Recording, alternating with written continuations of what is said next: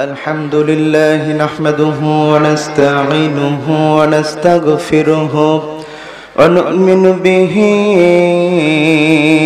ونتوكل عليه ونعوذ بالله من شرور أنفسنا ومن سيئات أعمالنا من يهده الله فلا مضل له ومن يضلل فلن تجد له وليا مرشدا ونشهد أن لا إله إلا الله وحده لا شريك له ونشهد أن سيدنا إيماننا قدوتنا حبيبنا طبيبنا وطبيب أرواحنا محمد صلى الله عليه وسلم الذي أرسله بالحق بشيرا ونذيرا وداعيا إلى الله بإذنه سراجا منيرا فقد قال الله تعالى في كلامه المجيد فرقانه الحميد أعوذ بالله من الشيطان الرجيم بسم الله الرحمن الرحيم لقد كان لكم في رسول الله أسوة حسنة لمن كان يرجو الله واليوم الآخر وذكر الله كثيرا إن الله وملائكته يصلون على النبي يا أيها الذين آمنوا صلوا عليه وسلموا تسليما اللهم صل على محمد وعلى آل محمد كما صليت على إبراهيم وعلى آل إبراهيم إنك حميد مجيد اللهم بارك على محمد وعلى آل محمد كما باركت على إبراهيم وعلى آل إبراهيم إنك حميد مجيد আজকের মাহফিলের আমন্ত্রিত সকল উলামায়ে কেরাম মঞ্চ এবং মঞ্চের সামনে উপবিষ্ট জাতির রাহবার মুসলিম উম্মার শ্রেষ্ঠ সন্তান উলামায়ে কেরাম তুলাবায়ে ইলম হাফেজ কোরআন হাদিউল হারামাইন পর্দার আড়ালে অবস্থানরত সম্মানিতা মা ও বোনেরা এবং আমার সামনে উপবিষ্ট বিভিন্ন এলাকা থেকে আগত তাওহীদের পতাকাবাহী কালিমার ঝান্ডাবাহী ইসলাম প্রিয় তাওহীদি জনতা, আলোচনার শুরুতে আবারো সকলকে ফরমালি সালাম জানাচ্ছি, আসসালামু আলাইকুম ওয়া রাহমাতুল্লাহ। শুকরিয়া আদায় করছি বিস্তীর্ণ জমিনের মালিক, ওই বিশাল আসমানের মালিক, আপনার আমার প্রত্যেকের জীবনের মালিক সেই আল্লাহ সুবহানাহু ওয়া তাআলার দরবারে, যে আল্লাহ তাআলা এমন একটি সময়ে আমাদেরকে আজকের এই ইসলামী মহাসম্মেলনে হাজির হওয়ার সুযোগ দান করেছেন, যেই সময় আমরা এই পৃথিবীর দিকে তাকালে দেখতে পারব ইসলাম বিরোধী শক্তি, কোরআন বিরোধী শক্তি, ইহুদি খ্রিস্টানরা সারা পৃথিবীব্যাপী মুসলমানদেরকে উৎখাত করবার জন্য নীল নকশা পৃথিবীর বুকে বাস্তবায়ন করতে চলেছে। এমন একটি সময়ে আজকে আমরা মাহফিলে হাজির হয়েছি, যেই সময় এই পৃথিবীর বুক থেকে ইসলামী আন্দোলন, কোরআন এবং কোরআন প্রেমী মানুষগুলোকে উৎখাত করার ষড়যন্ত্র চালানো হচ্ছে। এমন একটি সময়ে যে আল্লাহ তাআলা আমাদেরকে মাহফিলে হাজির হবার সুযোগ দান করলেন, সে আল্লাহ তাআলার শুকরিয়া আদায় করছি। হৃদয়ের সমস্ত ভালোবাসা নিংড়ানো আওয়াজ দিয়ে শরীরের সমস্ত শক্তি একত্রিত করে আকাশ বাতাস মুখরিত করে আমরা সকলে পড়ছি আলহামদুলিল্লাহ। আর মুসলমানেরা কখনো আল্লাহর নামের আওয়াজ আসতে বলে না, কারণ কালিমাতুল্লাহি হিয়াল উলিয়া, দুনিয়ার যত আওয়াজ আছে সব আওয়াজের উপরে উচ্চ স্থান পাবে আল্লাহু আকবারের স্লোগান। কথা কোন ঠিক না বেঠে? একটা কথা কান খাড়া করে শুনে রাখো মুসলমান, যতদিন মুসলমান স্লোগান তুলেছিল সিংহের মতো, যতদিন মুসলমান গর্জন করেছিল বীর পুরুষের মতো, ততদিন সারা পৃথিবীর ইসলাম বিরোধী শক্তি ইহুদি খ্রিস্টানেরা মুসলমানদের পায়ের তলে পড়ে থাকতে বাধ্য হয়েছিল।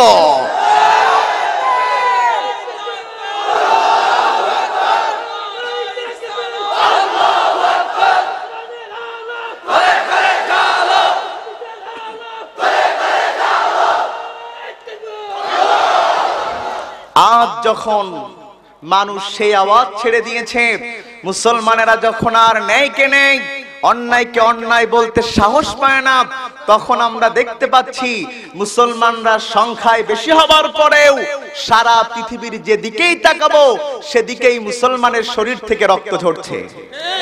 কিন্তু রক্ত ঝরবার কথা ছিল না, কারণ আল্লাহু আকবারের মতো অস্ত্র যাদের কাছে থাকে এরা কখনো দুনিয়াতে পরাজিত হয়। হাজারো কামানের গোলা থাকতে পারে ইহুদিদের কাছে, হাজার অস্ত্র থাকতে পারে খ্রিস্টানদের কাছে, কিন্তু মুসলমানদের কাছে যা আছে সারা পৃথিবীর কারো কাছে তা নাই। মুসলমানদের সাথে এক আল্লাহ আছে। এজন্য সব কাজে আমরা কার নাম করি? জোরে বলে আল্লাহু আকবার। বিশ্বাস করুন, মুসলমান যখন আল্লাহু আকবারের স্লোগান দেয়, ওদের পারমাণবিক অস্ত্রের চাইতে হাজার গুণ শক্তিশালী হয়ে যায় আল্লাহর নামের স্লোগান। শুধু তাই নয়, আল্লাহু আকবারের স্লোগানকেই তারা ভয় পায়। শুধু এখানেই শেষ নয়, বরং আল্লাহু আকবারের স্লোগানের নেতৃত্ব যারা দেয় এদেরকে দেখলে ওরা অতটাই আতঙ্কে ভোগে, কুকুরে কামড়ালে যেমন জলাতঙ্কে রোগে ভোগে, ওরা ঠিক তেমনি ভাবে ইসলামী আন্দোলনের নেতাদেরকে নিয়ে আতঙ্কে থাকে। কথাগণ ঠিক না বেটে? সম্মানিত ভাইয়েরা, আপনারা জানেন এক সময় আমেরিকার সাথে আমেরিকার সৈন্যবাহিনী এবং ন্যাটো বাহিনী মিলে আফগানিস্তানে হামলা করেছিল। ওই আফগানিস্তান থেকে মুসলমানদের নিশানাকে নিশ্চিহ্ন করে দেবার জন্য একটা যুদ্ধ তারা করেছিল না? কথা বলেন, করেছিল না? ওই যুদ্ধের সময় একটা প্রচ্ছদ ছাপা হয়েছিল আমেরিকার টাইমস ম্যাগাজিনে। প্রচ্ছদটা ছিল এমন, বুশ, আপনারা বুশকে চিনেন তো? সবাই বুশকে চিনেন না? খুব সম্মানিত মানুষ, কি বলেন? এত সম্মানিত আল্লাহ জুতো দিয়ে সমানে আপ্যায়ন করেছে। কথাক্ষণ ঠিক না বেঠে? এই বুশ তখন প্রেসিডেন্ট। এখন তো আমেরিকাতে একটা প্রেসিডেন্ট হয়েছে, নাম হলো ট্রাম্প। কথা কয় না? হ্যাঁ, আমেরিকাবাসী ট্রাম্পকে নির্বাচিত করে প্রমাণ করেছে ওদের মতো অসভ্য জাতি আল্লাহর জমিনে আর হতে পারে না। এবং হিলারিকে পরাজিত করে ওরা প্রমাণ করেছে। ওরা পৃথিবীর বিভিন্ন দেশে দেশে যায় আর বলে নারীর ক্ষমতায়ন করো, নারীর ক্ষমতায়ন করো। ওরা আজকে ওদের 200 বছরের ইতিহাসে কোন নারীকে ক্ষমতায় না দিয়ে প্রমাণ করেছে ওরা মুসলমানদের মধ্যে নারীর ক্ষমতায়ন করে মুসলমানদের ঈমানকে নষ্ট করতে চাইলেও ওদের দেশে কোন নারীকে ক্ষমতায় বসায় না। ও মুসলমান, ওই আমেরিকার প্রেসিডেন্ট ছিল বুশ। এই বুশ আফগানিস্তানের সাথে যুদ্ধের সময় যখন চুল কাটাইতে যাইতো, টাইমস ম্যাগাজিনের প্রচ্ছদ যাবার পরে যখনই সে চেয়ারে বসতো, বসবার পরে নাপিত বেটা তার কানের কাছে এসে আস্তে করে বলতো ওসামা, তখন বুশ একটু লাফ দিয়ে উঠতো। এরপরে যখন বুশের শরীরে ওই রুমালগুলো সব জড়ানো হয়ে যেত, জড়ানোর পরে এবার ওই নাপিত বেটা জোর করে তার কানের কাছে মুখ লাগায় বলতো লাদেন। যেই বলতো লাদেন, এবার বুশ মুখটা ঘুরায়া জিজ্ঞাসা করে নাপিতকে, তুই তো জানোস এই লাদেন বেটারে আমি খুব ভয় পাই, তারপরেও কেন চুল কাটবার সময় তুই এই কথা বলিস? এবার নাপিত বলছে, মাননীয় প্রেসিডেন্ট রাগ করবেন না, বিষয়টা হলো আপনার চুলগুলো এত ছোট কাটাই যায় না। যখনই প্রথম বলি ওসামা, আপনার চুলটা একটু শক্ত হয়। এরপরে যখন বলি লাদেন, লাদেন নামটা শোনার পরে আপনার চুলটা এত শক্ত হয় ভয়ের কারণে, শক্ত হবার কারণে চুল কাটতে আমার খুব সুবিধা হয়। তাহলে বোঝা গেল ওরা শুধুমাত্র আল্লাহু আকবারের স্লোগানকে ভয় পায় তাই নয়, বরং এই স্লোগানের নেতৃত্ব যারা দেয় তাদেরকেও ভয় পায়। কথাক্ষণ ঠিক না বেঠে? এজন্য স্লোগান আল্লাহর নামে রাজি আছেন তো? বীর মুসলমান ধরো আল কোরআন, ফিরায়ে আনো সেই হারানো সম্মান। বীর মুসলমান নারায়ে তাকবীর। এবার আসুন দুরুদ এবং সালাম প্রেরণ করি বিশ্ব মানবতার মহান নেতা, যিনি আমাদেরকে চিনিয়েছেন জান্নাতের পথ, যিনি আমাদেরকে দেখিয়েছেন হেদায়েতের পথ। আর এই জান্নাতের পথ, এই হেদায়েতের পথ দেখাতে যে যিনি অবর্ণনীয় অত্যাচার, নির্যাতন, কষ্ট সহ্য করেছেন, এবং যখন তিনি দিনের দাওয়াত দিয়েছিলেন তখন মানুষের পক্ষ থেকে, কুফার শক্তির পক্ষ থেকে এত আঘাত আসবার পরেও যেই নবী বদদোয়া না করে বরং হেদায়েতের জন্য দোয়া করেছিলেন, সেই নবীউর রহমান জনাবে মুহাম্মদুর রাসূলুল্লাহ আদম আলাইহিস সালাতু ওয়াস সালামের জামানা থেকে এ পর্যন্ত যত মুমিন মুমিনাত মুসলমান নরনারী দ্বীনের জন্য জীবন দিয়েছেন, শাহাদাত বরণ করেছেন, তাদের রূহের সর্বোচ্চ মাগফিরাত কামনা করছি এবং তাদের জন্য জান্নাতুল ফেরদাউস কামনায় আমরা পড়ছি আল্লাহুম্মা আমিন। সম্মানিত ভাইয়েরা, আমি আপনাদের সামনে কুরআনুল কারীমের একটি অত্যন্ত পরিচিত আয়াত আমি পড়েছি, সবাই বোধহয় এই আয়াতটা মোটামুটি শুনেছেন। কি বলেন? এই আয়াতের আলোকে কিছু কথা বলার চেষ্টা করব ইনশাআল্লাহ। বিশ্বাস করুন, কোন রাজনৈতিক দলের পক্ষেও কোনো কথা বলবো না, কোন রাজনৈতিক দলের বিপক্ষেও কোনো কথা বলবো না, আর তথাকথিত কোন রাজনীতির কথাই ময়দানে হবে না। ঠিক আছে না মুসলমান? কারণ হচ্ছে আমি এখানে রাজনৈতিক কথা বলে আমার তো কোনো লাভ নাই। আমি হাজার চেষ্টা করলেও আপনাদের এই আসনে এমপি পদে ইলেকশন করতে পারবো না। আমি হাজার চেষ্টা করলেও আপনাদের এই ইউনিয়ন পরিষদের চেয়ারম্যান পদে ইলেকশন করতে পারবো না। এমনকি যদি আমি হাত পায়ে ধরে বলি ভাই একটু মহিলা মেম্বার পদে ইলেকশন করার সুযোগ দেয়, তাও দিবে না। ঠিক কিনা বলেন? সুতরাং তথাকথিত কোনো রাজনৈতিক কথা হবে না। তবে হ্যাঁ, আল্লাহ তাআলা যেমন মানুষের জীবন পরিচালনার জন্য, সমাজ পরিচালনার জন্য, ওই রাষ্ট্র পরিচালনার জন্য, বিশ্ব পরিচালনার জন্য যেই নীতিগুলোর কথা বলেছেন, কোন নীতিকে ছেড়ে কথা বলা হবে না। কারণ আল্লাহ বলছেন, ইয়া আইয়ুহার রাসূল বাল্লিগ মা উনজিলা ইলাইকা মির রাব্বিক ওয়া ইল্লাম তাফআল ফামা বাল্লাগতা রিসালাতাহ। ও নবী, তোমার উপরে আমি আল্লাহ তাআলা যেই কথাগুলো পৌঁছিয়েছি, এই কথাগুলো আপনি মানুষের কাছে পৌঁছিয়ে দেন। যদি আপনি কোনো কথা কম বেশি করেন অথবা সময়ের কারণে কৌশলের নামে কম করেন বেশি করেন, তাহলে জেনে নিন হে নবী, আপনি নবী হলেও আপনি আপনার রিসালাতের দায়িত্ব পালন করলেন না। কথা কন। সুতরাং নবীর উত্তরসূরি হিসাবে নবীর উপরে যেমন সব কথা পৌঁছিয়ে দেয়া ফরজ ছিল, আজকে সেই কথাগুলো জনগণের সামনে নির্ভয়ে পৌঁছিয়ে দিয়া উলামায়ে কেরামের উপরেও ফরজ। আর যে আলেম, যেই উলামায়ে কেরাম কৌশলের নাম করে হক কথাগুলো বলবে না, বুঝতে হবে ওরা উলামায়ে কেরাম হতে পারে কিন্তু রাসূলের সুন্নাহর উপরে অধিষ্ঠিত নাই। আর কুরআনুল কারীমের জ্ঞান যদি কারোর মধ্যে থাকে, সে কোরআনের হক কথা শুনে কোনোদিন রাগ করতে পারে না।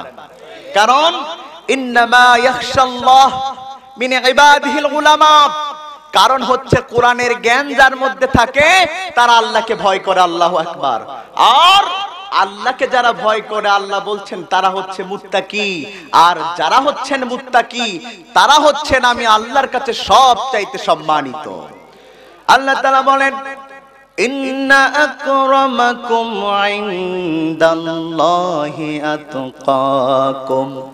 আল্লাহ বলেন শুনো ও দুনিয়ার মানুষেরা, কার ক্ষমতা আছে, কার পিছনে স্লোগান তোলার বেশি লোক আছে, কার কত বেশি সম্পদ আছে, এই জিনিসগুলো পরিমাপ করে আমি আল্লাহ কাউকে সম্মানিত করি না, বরং আমি আল্লাহ তাআলা সম্মানিত করি সেই মানুষগুলোদেরকে যাদের মধ্যে আমি আল্লাহ তাআলার ভয় লুকায়িত রয়েছে। সুবহানাল্লাহ।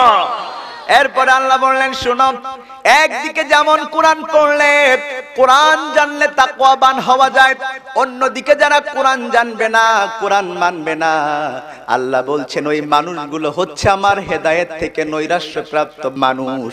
ওই মানুষগুলো কিয়ামতের দিন জাহান্নাম ছাড়া তার জন্য আর কোনো কিছু অবশিষ্ট থাকবে না।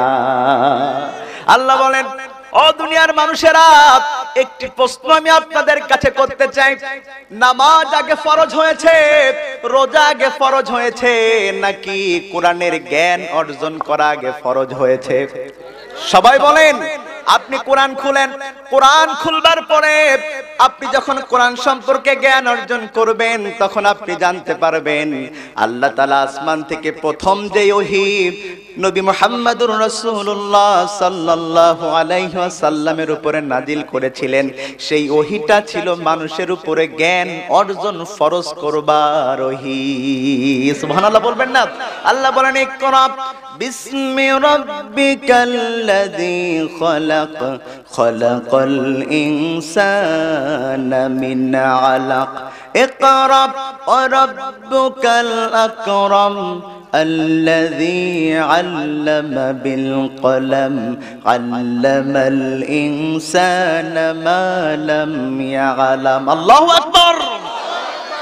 এবার বুঝে নিন, একজন মানুষ অনার্সে ফার্স্ট ক্লাস ডিগ্রি পেয়েছে, মাস্টার্সে ফার্স্ট ক্লাস ডিগ্রি পেয়েছে, ওই মানুষটি আবার পিএইচডি করেছে, অথবা ডিসি হয়েছে, এসপি হয়েছে, অ্যাডভোকেট হয়েছে, বিচারপতি হয়েছে, চেয়ারম্যান হয়েছে, এমপি হয়েছে, মন্ত্রী হয়েছে। এত কিছু জানবার পরেও, এত জ্ঞান থাকবার পরেও যদি ওই মানুষটির হৃদয়ের মধ্যে কোরআনের জ্ঞান না থাকে, ওর মতো মূর্খ আল্লাহর জমিনে আর হতে পারে না। কথা কোন ঠিক না বেঠে?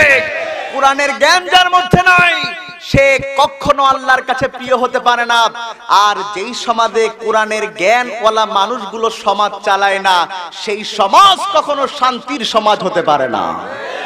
আমার নবী জনাবে মুহাম্মদুর রাসূলুল্লাহ সাল্লাল্লাহু আলাইহি ওয়াসাল্লাম মাত্র 10টি বছর কোরআন দিয়ে তিনি সমাজ চালালেন। সমাজ চালানোর পরে এই পৃথিবীর মানুষকে উল্লেখ করে আমার নবী বললেন খায়রুল কুরুনি কারনি, ও দুনিয়ার মানুষেরা শুনে নাও, শুনে নাও, শুনে নাও, এই দুনিয়াতে যত যুগ এসেছে, যত শাসকের শাসন এসেছে, এত শাসনের মধ্যে সর্বশ্রেষ্ঠ শাসন হচ্ছে আমি নবীর শাসন। সুবহানাল্লাহ বলবেন না? আমার নবী এই কথা বলবার পরে চ্যালেঞ্জ দিলেন, বললেন শুনো ও দুনিয়ার মানুষেরা, শুনো আমার যুগটা কেমন যুগ, আমার শাসনকালটা কেমন, তোমরা শুনো শুনো শুনো। যদি কোন অষ্টাদশী মহিলা যদি কোন যুবতী সম্ভ্রান্ত পরিবারের মহিলা সারা শরীর স্বর্ণ দ্বারা আচ্ছাদিত হয়ে ওই সানা থেকে হাজরা মাউত গভীর রাত্রিতে একাকী হেঁটে যায়, আমার সমাজে কোন মানুষ তাকে ইফটিজিং করা দূরে থাক, তাকে ধর্ষণ করা দূরে থাক, তার কাছ থেকে ছিনতাই করা দূরে থাক, কোন মানুষ তার দিকে তাকানোর সাহস পর্যন্ত পাবে না। বিদায়া অন্নিহায়া গ্রন্থের মধ্যে বলা হয়েছে, যুবতী একটা মহিলা হেঁটে হেঁটে যাচ্ছে, মহিলাদের জন্য পর্দা করা ফরজ নাকি নফল? কথা কয় না। আর ছেলেদের জন্য পর্দা করা বোধহয় গুনাহ। হ্যাঁ, মেয়েরা করবে শরীরের পর্দা আর ছেলেরা করবে তার চোখের পর্দা। আজকে মেয়েদের শুধু পর্দা করতে বলা হয়, অকরনা ফি বুয়ুতিকুন্না ওয়ালা তাবাররুজনা তাবাররুজাল জাহিলিয়াতিল উলা। এই ওয়াজ বারবার করা হচ্ছে, মেয়েদের পর্দা করবার জন্য ওয়াজ করা হচ্ছে, কিন্তু ছেলেদের চোখের পর্দা রজ আজকে আর সমাজে হচ্ছে না, ঠিক কিনা বলেন? এজন্য মেয়েদের যেমন পোশাকের পর্দা করতে হবে, ছেলেদেরকেও একই ভাবে চোখের পর্দা করতে হবে। বিদায়া ওয়ান নিহায়া গ্রন্থের মধ্যে বলা হয়েছে, একটা মেয়ে গভীর রাত্রিতে হেঁটে যাচ্ছে, বয়স তার 16 বছরের মতো। এই মেয়েটা হঠাৎ খেয়াল করলো তার পিছন দিয়ে একটা ছেলে হেঁটে হেঁটে আসছে, নওজোয়ান একটা ছেলে হেঁটে হেঁটে আসছে। এবার মেয়েটা ভয় পাচ্ছে, ওই মেয়েটা এক পা সামনের দিকে দিচ্ছে, দুই পা পিছনের দিকে দিচ্ছে। সে চিন্তা করছে আমার পিছনে যেই ছেলেটা রয়েছে সম্ভবত আমার কোনো ক্ষতি করবে। যখন মেয়েটার ইতস্তত ভাবটা পিছনের ছেলেটা বুঝতে পারলো, পিছনের ছেলেটা ডাক দিয়ে বলল, বোন, ও বোন, তুমি শুনো, তুমি যেই ভয় পাচ্ছ সেই ভয় পাওয়ার কোনো কারণ নাই, সেই ভয় পাওয়ার কোনো আশঙ্কা নাই, আমি তোমার কোনো ক্ষতি করব না। আমি হলাম কালেমা পড়া মুসলমান, আমি হলাম নবী মুহাম্মদুর রাসূলুল্লাহর সাহাবী, আমি কোনোদিন কোনো মেয়েকে অপমান করতে পারি না। তোমাকে বাড়ি হেফাজতের সাথে পৌঁছে দেওয়ার দায়িত্ব আমি সাহাবী গ্রহণ করলাম। আর আজ আমাদের সমাজে ইফটিজিং আছে না? কথা কয় না। ইফটিজিং আছে তো? হ্যাঁ, আচ্ছা বলেন তো, এই যে ইফটিজিং হয় এর জন্য ছেলেরা বেশি দায়ী নাকি মেয়েরা বেশি দায়ী? আপনারা তো বলবেন মেয়েরা বেশি দায়ী, কারণ আপনারা তো সামনে, আমার মা বোনদেরকে সামনে এনে দিয়ে দেখেন, ওরা বলবে কি এর জন্য আমি একটু খারাপ পোশাক পরবো তোমরা টাকা পাকে না। কথা কয় না। কিন্তু সম্মানিত ভাইয়ারা, আমি তো বলি আমার দেশে যে ইফটিজিং হয়, যে ধর্ষণ হয়, যে অ্যাসিড নিক্ষেপ হয়, এর জন্য ছেলেদের চাইতে মেয়েরা বেশি দায়ী। কথা কয় না। আমি একটা উদাহরণ দিব। আপনাদের অঞ্চলে গুড় আছে না? গুড় আছে তো গুড়ের ভাড় বুঝুন তো আপনারা। আবার গুড়ের ভাড় এখানে আনলেন আমার সামনে, ভালো করে বুঝবেন। আনবার পরে গুড়ের ভাড়ের উপর একটা ঢাকনা আছে, আপনি ঢাকনাটাকে সরিয়ে দিলেন, এইভাবে সরিয়ে দিলেন। সরিয়ে দেবার পরে গুড়ের ভাড় যেখানে মাছি আছে, কথা কয় না, মাছি আছে, গুড়ের ভাড় রাখা তো দেরি, মাছি আসতে দেরি নাই, গুনগুন করতে করতে মালেরা এসে হাজির, ঠিক কিনা? কথা কয়, এসে হাজির হয়ে গেল। গুড়ের ভাড়ের মালিক চিন্তা করলো, সর্বনাশ, আমার গুড়ের ভাড় আমি যা ইচ্ছা করবো, আলগা করে রাখবো, ঢাইকে রাখবো, যা ইচ্ছা রাখবো, মাছি বেটা বসবে কেন? কথা বুঝতেছেন না বোধহয়? হ্যাঁ, তাহলে এক কাজ করা যাক, মাছি যখন বসতেছে, মাছির একটু হেদায়েতি বক্তব্য শোনানো দরকার। এই গুড়ের ভাড়ে বসলে কি কি গুনাহ হয় এর উপর একটা বক্তব্য দেওয়ার দরকার, বাইরের থেকে একটা বক্তা দাওয়াত করে আনা দরকার। খুব কণ্ঠ ভালো হেদায়েতি বক্তব্য দিতে পারে, ভালো কান্নাকাটি করাতে পারে। পরিস্থিতি ভালো না, কান্নাকাটি রজিতে এখন ভালো। কথা কয় না। তো কান্নাকাটি করাতে পারে এমন এক হুজুরকে দাওয়াত দিয়ে নিয়ে আসলো। হুজুর এবার এসে হাজির, এসে করুণ সুরে ওয়াজ করতেছে, মাসি রে, ও মাসি, আমি একজন হুজুর মানুষ, ওই সিলেট থেকে কষ্ট করে আসলাম। ও মাসি রে, এই গুড়ের ভাড়ে বসলে তোর প্রচুর গুনাহ হবে। ওয়াজ কি খারাপ না ভালো? ও মা, ওয়াজ শেষে দেখা গেল আগে ওয়াজের আগে ছিল মাছি 10টা, এখন ওয়াজের পরে 20টা। এবার গুড়ের ভাড়ের মালিক বলতে সর্বনাশ, এ হুজুরের নিয়তি খারাপ, আমল ভালো না বলে দুয়ায় কাজ হয়নি। কথা কয় না? এখন বলে এখনকার হুজুরদের আমল ভালো না, এজন্য আর কাজ হয় না। আরে ভাই, আমল তো ভালো, জমিন যদি ভালো না হয়, ওখানে যদি আপনি সার দেন, বীজ দেন, ভালো ফসল কখনো জন্মাবে না। যেই সমাজে কোরআনের বিরুদ্ধাচরণকারী লোক আছে, যেই সমাজে রাসূলের বিরুদ্ধে কথা বলবার লোক আছে, যেই সমাজে নাস্তিকরা সম্মান পায়, সেই সমাজে কোরআনের হক কথা বলার পরিবেশ থাকতে পারে না। কারণ এখন আপনার কোরআনের মাহফিলের অনুমতি নিতে ডিসি পর্যন্ত যেতে হয়, তারপরেও অনুমতি দেওয়ার সময় অনেক শর্ত দেয়। আর কনসার্ট করবেন, কোনো অনুমতি তো লাগবেই না, বরং সবাই এসে সেখানে হাজির। কথা কোন ঠিক না বেঠিক?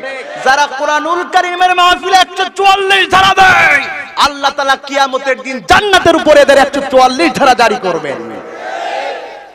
এবার আমার ভাইয়ারা, মনে আছে তো আপনাদের, যখন মাছি হুজুরের এত সুন্দর ওয়াজের পরেও বসা বন্ধ করলো না, এবার চিন্তা করতেছে গুড়ের ভাড়ের মালিক, না হুজুরদের দিয়ে হবে না, বর্তমান দুনিয়া যেমন, এই দুনিয়ার গুন্ডাদেরকে ঠান্ডা করতে লাগবে ডান্ডা।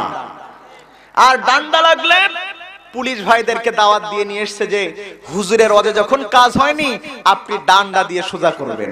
এবার পুলিশ এসে হাজির, এসে বলতেছে, দেখো মাসি, আমরা কিন্তু হুজুরের মতন নরম মনের মানুষরা অনুরোধ করার লোক না, আমরা কিন্তু কথা না শুনলে এই ডান্ডা ব্যবহার করি। তুমি যদি এরপরে ওই গুড়ের ভাড়ে বসো, শুনে রাখো, তোমার কপালে একবার বসবা 20টা করে ডান্ডার বাড়ি খাবা, তারপরেও যদি বসো 6 মাসের জেল, 20,000 টাকা জরিমানা। মাসি বসা বন্ধ হবে নাকি বেশি হবে? কেন? আমার ভাইয়েরা, এত ওয়াজ করাও লাগতো না, এত পুলিশ দিয়ে ভয় করানো লাগতো না, স্পেশাল ম্যাজিস্ট্রেসি কোর্ট করে জেল জরিমানার ব্যবস্থা করা লাগতো না, যদি কিনা গুড়ের ভাড়ের মুখটা ঢাকনা দিয়ে বন্ধ করে দেওয়া যেত। এত ইফটিজিং এর বিরুদ্ধে আন্দোলন করা লাগতো না, এত সেমিনার সিম্পোজিয়াম করা লাগতো না, যদি সংসদ থেকে পর্দার বিধান কায়েম করে দেওয়া হতো। এজন্যে আমার ভাইয়েরা, যতদিন পর্যন্ত ওই শ্রেষ্ঠ জায়গা থেকে আদেশগুলো না আসবে, আমি এনামুল 2 ঘন্টা সারা দুনিয়ার সব হুজুর সারা বছর ধরে ওয়াজ করবে, মসজিদের জুতো চুরি বন্ধ হবে না। কথা কোন ঠিক না বেঠিক? সুতরাং মুসলমানেরা জেনে রাখো, শুধুমাত্র তাবিজ দিয়ে, শুধুমাত্র তেলাওয়াত দিয়ে, শুধুমাত্র মানুষের ঝাড়ফুঁক করে ইসলামের বিজয় আসেনি, বরং ইসলামের বিজয় এসেছে এক হাতে ন্যায়ের ঝান্ডা থাকবে কোরআন, আর এক হাতে থাকবে জিহাদের ঝান্ডা। দুইটা নিয়ে যখন ময়দানে নামবে, তাগুত শক্তি ময়দান থেকে পালাবে, ইসলামের বিজয় কেউ ঠেকাতে পারবে না। সম্মানিত ভাইয়েরা, এজন্য আজকের কথা যেগুলো হবে হক কথা, কষ্ট কি হবে? কথা কয় না। তবে সংবিধিবদ্ধ সতর্কীকরণ, চুলকানি আছে যাদের, মলম লাগালে সহ্য হবে না তাদের। কথা কন ঠিক না বেঠিক? এবার আসুন সম্মানিত ভাইয়েরা, আমি আপনাদের সামনে যে আয়াত পড়লাম সেখান থেকে সরাসরি আলোচনায় চলে যাই। আমার ভাইয়েরা, আমি আপনাদের সামনে আজকের যে আয়াতটি পড়লাম, কুরআনুল কারীমের 33 নম্বর সূরা, এই সূরাটির নাম হলো সূরা আল আহজাব। কি নাম বলেন? কয় নাম্বার সূরা? আমি যে আয়াতটি পড়লাম, এই আয়াতটি এই সূরার 21 নম্বর আয়াত। কত নম্বর আয়াত বলেন? সবাই বলেন আরো জোরে।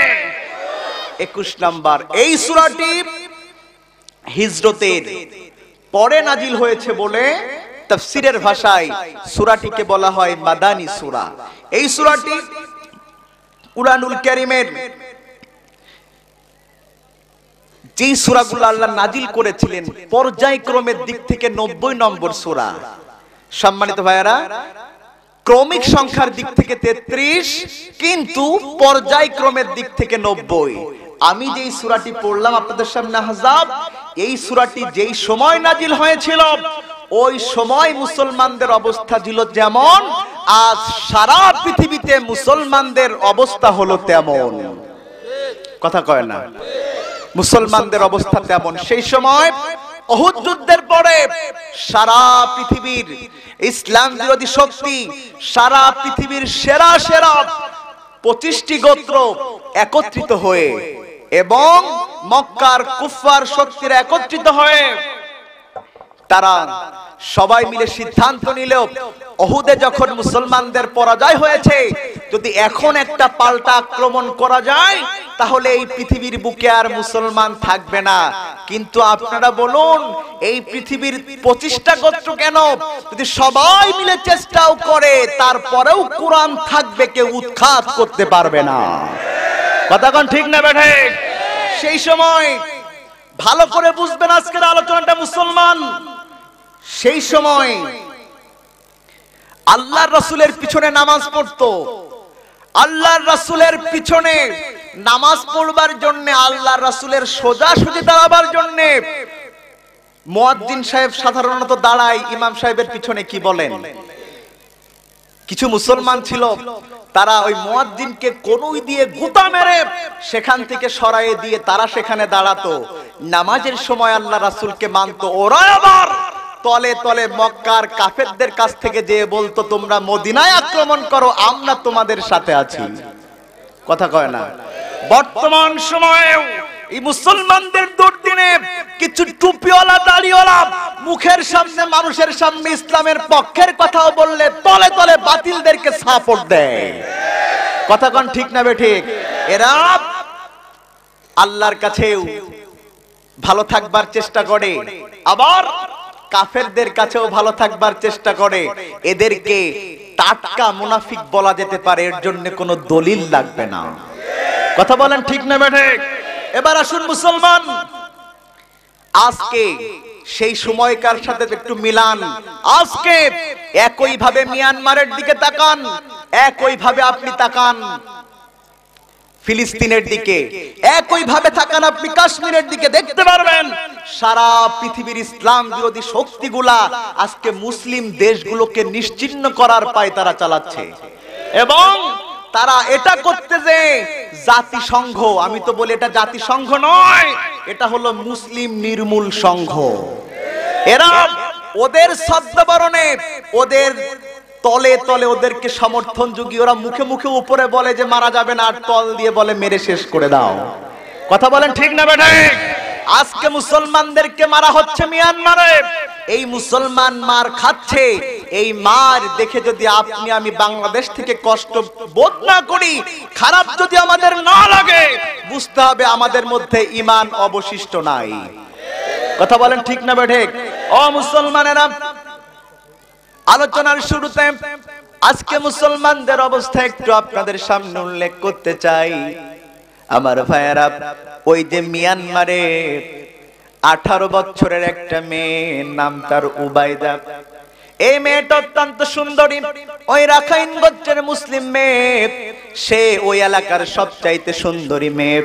এই খবর যখন মিয়ানমার সেনাবাহিনীর কাছে চলে গেল, ওই মিয়ানমার সেনাবাহিনী এবার ওই মেয়েটাকে ধরবার জন্য তাদের ক্যাম্পে রেখে মনোরঞ্জন করবার জন্য ওরা সেই মেয়েটাকে ধরবার জন্য আসলো।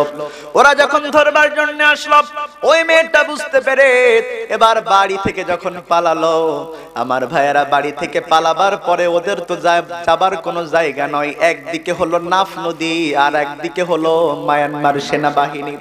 একদিকে হলো নাফ নদী, তার এই পাশে আমার সুজলা সুফলা বাংলাদেশ, যেই বাংলাদেশে 90% মুসলমান। 90% মুসলমানের দেশে মাত্র 13 লক্ষ মানুষ জায়গা চেয়েছে, আমরা জায়গা দিতে পারি নাই। তার মানে বোঝা গেল মুসলমান হিসাবে আর একজন মুসলমানের দায়িত্ব আমরা পালন করতে পারি নাই। মুসলমানের এবার লক্ষ্য করুন, এবার যখন ওই উবাইদা নাফ নদীতে নৌকা দিয়ে পার হবার চেষ্টা করলো, ওই নৌকাটাকে ডুবিয়ে দেয়া হলো। এবার উবাইদা 18 বছরের সুন্দরী মেয়ে, সেবার আমার ভাইয়েরা একটু একটু করে সাঁতার কাটতে কাটতে যখন নাফ নদীর এই সীমান্তে, বাংলাদেশের সীমান্তে চলে আসলো, তখন বাংলাদেশের সীমান্তের মানুষেরা বুটের লাথি দিয়ে তাকে আবার ওই নদীতে ফেলে দিল। নদীতে ফেলে দিল। শুধু তাই নয়, মেয়েটা চিন্তা করে, পাশে গিয়েছিলাম, সেখানে আমাদের মুসলিম ভাইয়েরা থাকে, কিন্তু দুর্ভাগ্য আমি একটা বোন আমার ইজ্জত আবরু রক্ষার জন্য মুসলমানদের কাছে গেলাম, আমাকে জায়গা দিল না। ও মুসলমানের একটা কথা কান খাড়া রেখে শুনে রাখো, মুসলমান যদি আমলের বিনিময়ে ভালো কাজের বিনিময়ে আমাদের উপরে জান্নাতকে আল্লাহ দিয়ে দেন, জান্নাত যদি আমাদের জন্য বরাদ্দ করে দেন, আর ওই ওবাইদা যদি আমাদের বিরুদ্ধে মামলা করে বলে আল্লাহ যেই মুসলমানগুলা বেঁচে থাকবার পরেও আমি ছোট্ট ওবাইদাকে তাদের ছোট্ট দেশে জায়গা দিতে পারে নাই, ওরা আমাদের জায়গা দেয়নি বলে আমি ধর্ষিত হয়েছিলাম, সেদিন আপনার জান্নাত আর জান্নাত থাকবে না, জাহান্নামে পরিণত হয়ে যাবে। কারণ আল্লাহ বলেন ওয়ামা লাকুম লা তুকাতিলুনা ফি সাবিলিল্লাহি ওয়াল মুস্তাদআফিনা মিনার রিজাল ওয়ান নিসাই ওয়াল বিলদানিল্লাযীনা ইয়াকুলুনা রাব্বানা আখরিজনা মিন হাযিহিল ক্বরিয়াতিয যালিমি আহলুহা ওয়াজআল লানা মিন লাদুনকা ওয়ালিয়্যান ওয়াজআল লানা মিন লাদুনকা নাসীরা। পাশান দিলে তোর একটু কি মায়া জাগে না, স্বজাতির হাহাকারে বাতাস কাঁদে, অন্তরে তবু কি ব্যথার প্রলেপে পড়ে না, ব্যথার প্রলেপে পড়ে না। আফগানে লহু ঝরে কত ভাইয়ের, বুকের কলিজা ছিঁড়ে কত মায়ের, ঠিক কিনা? মিয়ানমারে লহু ঝরে কত ভাইয়ের, বুকের কলিজা ছিঁড়ে কত মায়ের। কাশ্মীরে লুণ্ঠিত বনের আঁচল, সে কথা কি অন্তরে দাগ কাটে না, পাশান দিলে তোর একটু কি মায়া জাগে না, স্বজাতির হাহাকারে বাতাস কাঁদে, অন্তরে তবু কি ব্যথার প্রলেপে পড়ে না, ব্যথার প্রলেপে পড়ে না। কথা কোন ঠিক না বেড়ে? এবার আমার ভাইয়েরা, ওবাইদাকে যখন লাথি মারল, ওই ওবাইদা আবার ওই নদী পার হয়ে যখন রাখাইন গোত্রে ফিরে গেল, আবার যখন সৈন্যবাহিনী জানতে পারলো, এবার ওবাইদা যখন ওই যে একটি বাগানের মধ্যে লুকিয়ে থাকলো, এটি যখন জানতে পারলো মিয়ানমার সেনাবাহিনীর, তখন বলল না না না, ওই মেয়েটাকে আর জীবিত ধরে ক্যাম্পে নিয়ে যাব না, যে মেয়েটা আমাদেরকে এত বেশি হেনস্থা করেছে, ওই মেয়েটাকে আমরা এক দুনিয়ায় বিদায় করে দিব। এবার মেয়েটাকে ধরলো আমার ভাইরা, একেবারে জীবন্ত সুন্দরী একটা বোনকে ধরে সর্বপ্রথম তার লজ্জাস্থানগুলো কেটে কেটে কুত্তা দিয়ে খাবার বানিয়ে দিল। শুধু বানিয়ে দিল, এখানে শেষ নয়। ও মুসলমানেরা, ওই ওবাইদাকে এবার বেঁধে ফেলল, বাঁধবার পরে তার দুই হাঁটুর কাছ থেকে, দুই কনুইয়ের কাছ থেকে তার শরীরের 4টি অংশকে তারা আলাদা করে দিল। আলাদা করে দেবার পরে শুধু এখানে শেষ হলো না, মুসলমানেরা পুরা শরীরে 33টির মতো গুলি করে তাকে দুনিয়া থেকে বিদায় করে দিল। মুসলমানেরা, এই বাংলাদেশ যখন স্বাধীন হয়েছিল, ভারত যদি আমাদেরকে জায়গা না দিত, হয়তো আজকে বাংলাদেশ স্বাধীন নাও হতে পারত।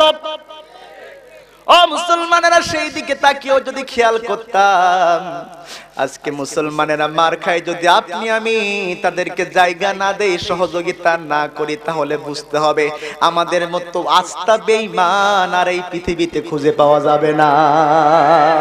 এজন্য আল্লাহ বলেন ওমা লাকুম লা তুকাতিলুনা ফি সাবিলিল্লাহ, তোমাদের কি হয়েছে? তোমরা আল্লাহর রাস্তায় লড়াই করছো না। তোমাদের কি হয়েছে? তোমরা আল্লাহর রাস্তায় হত্যা করছো না। তোমাদের কি হয়েছে? তোমরা ময়দানে ঝাঁপিয়ে পড়ছো না। অথচ তোমাদের চোখের সামনে শুধুমাত্র মুসলমান হবার কারণে আজকে মানুষদেরকে মারা হচ্ছে, শুধুমাত্র মুসলমান হবার কারণে আজকে বোনদেরকে ধর্ষণ করা হচ্ছে।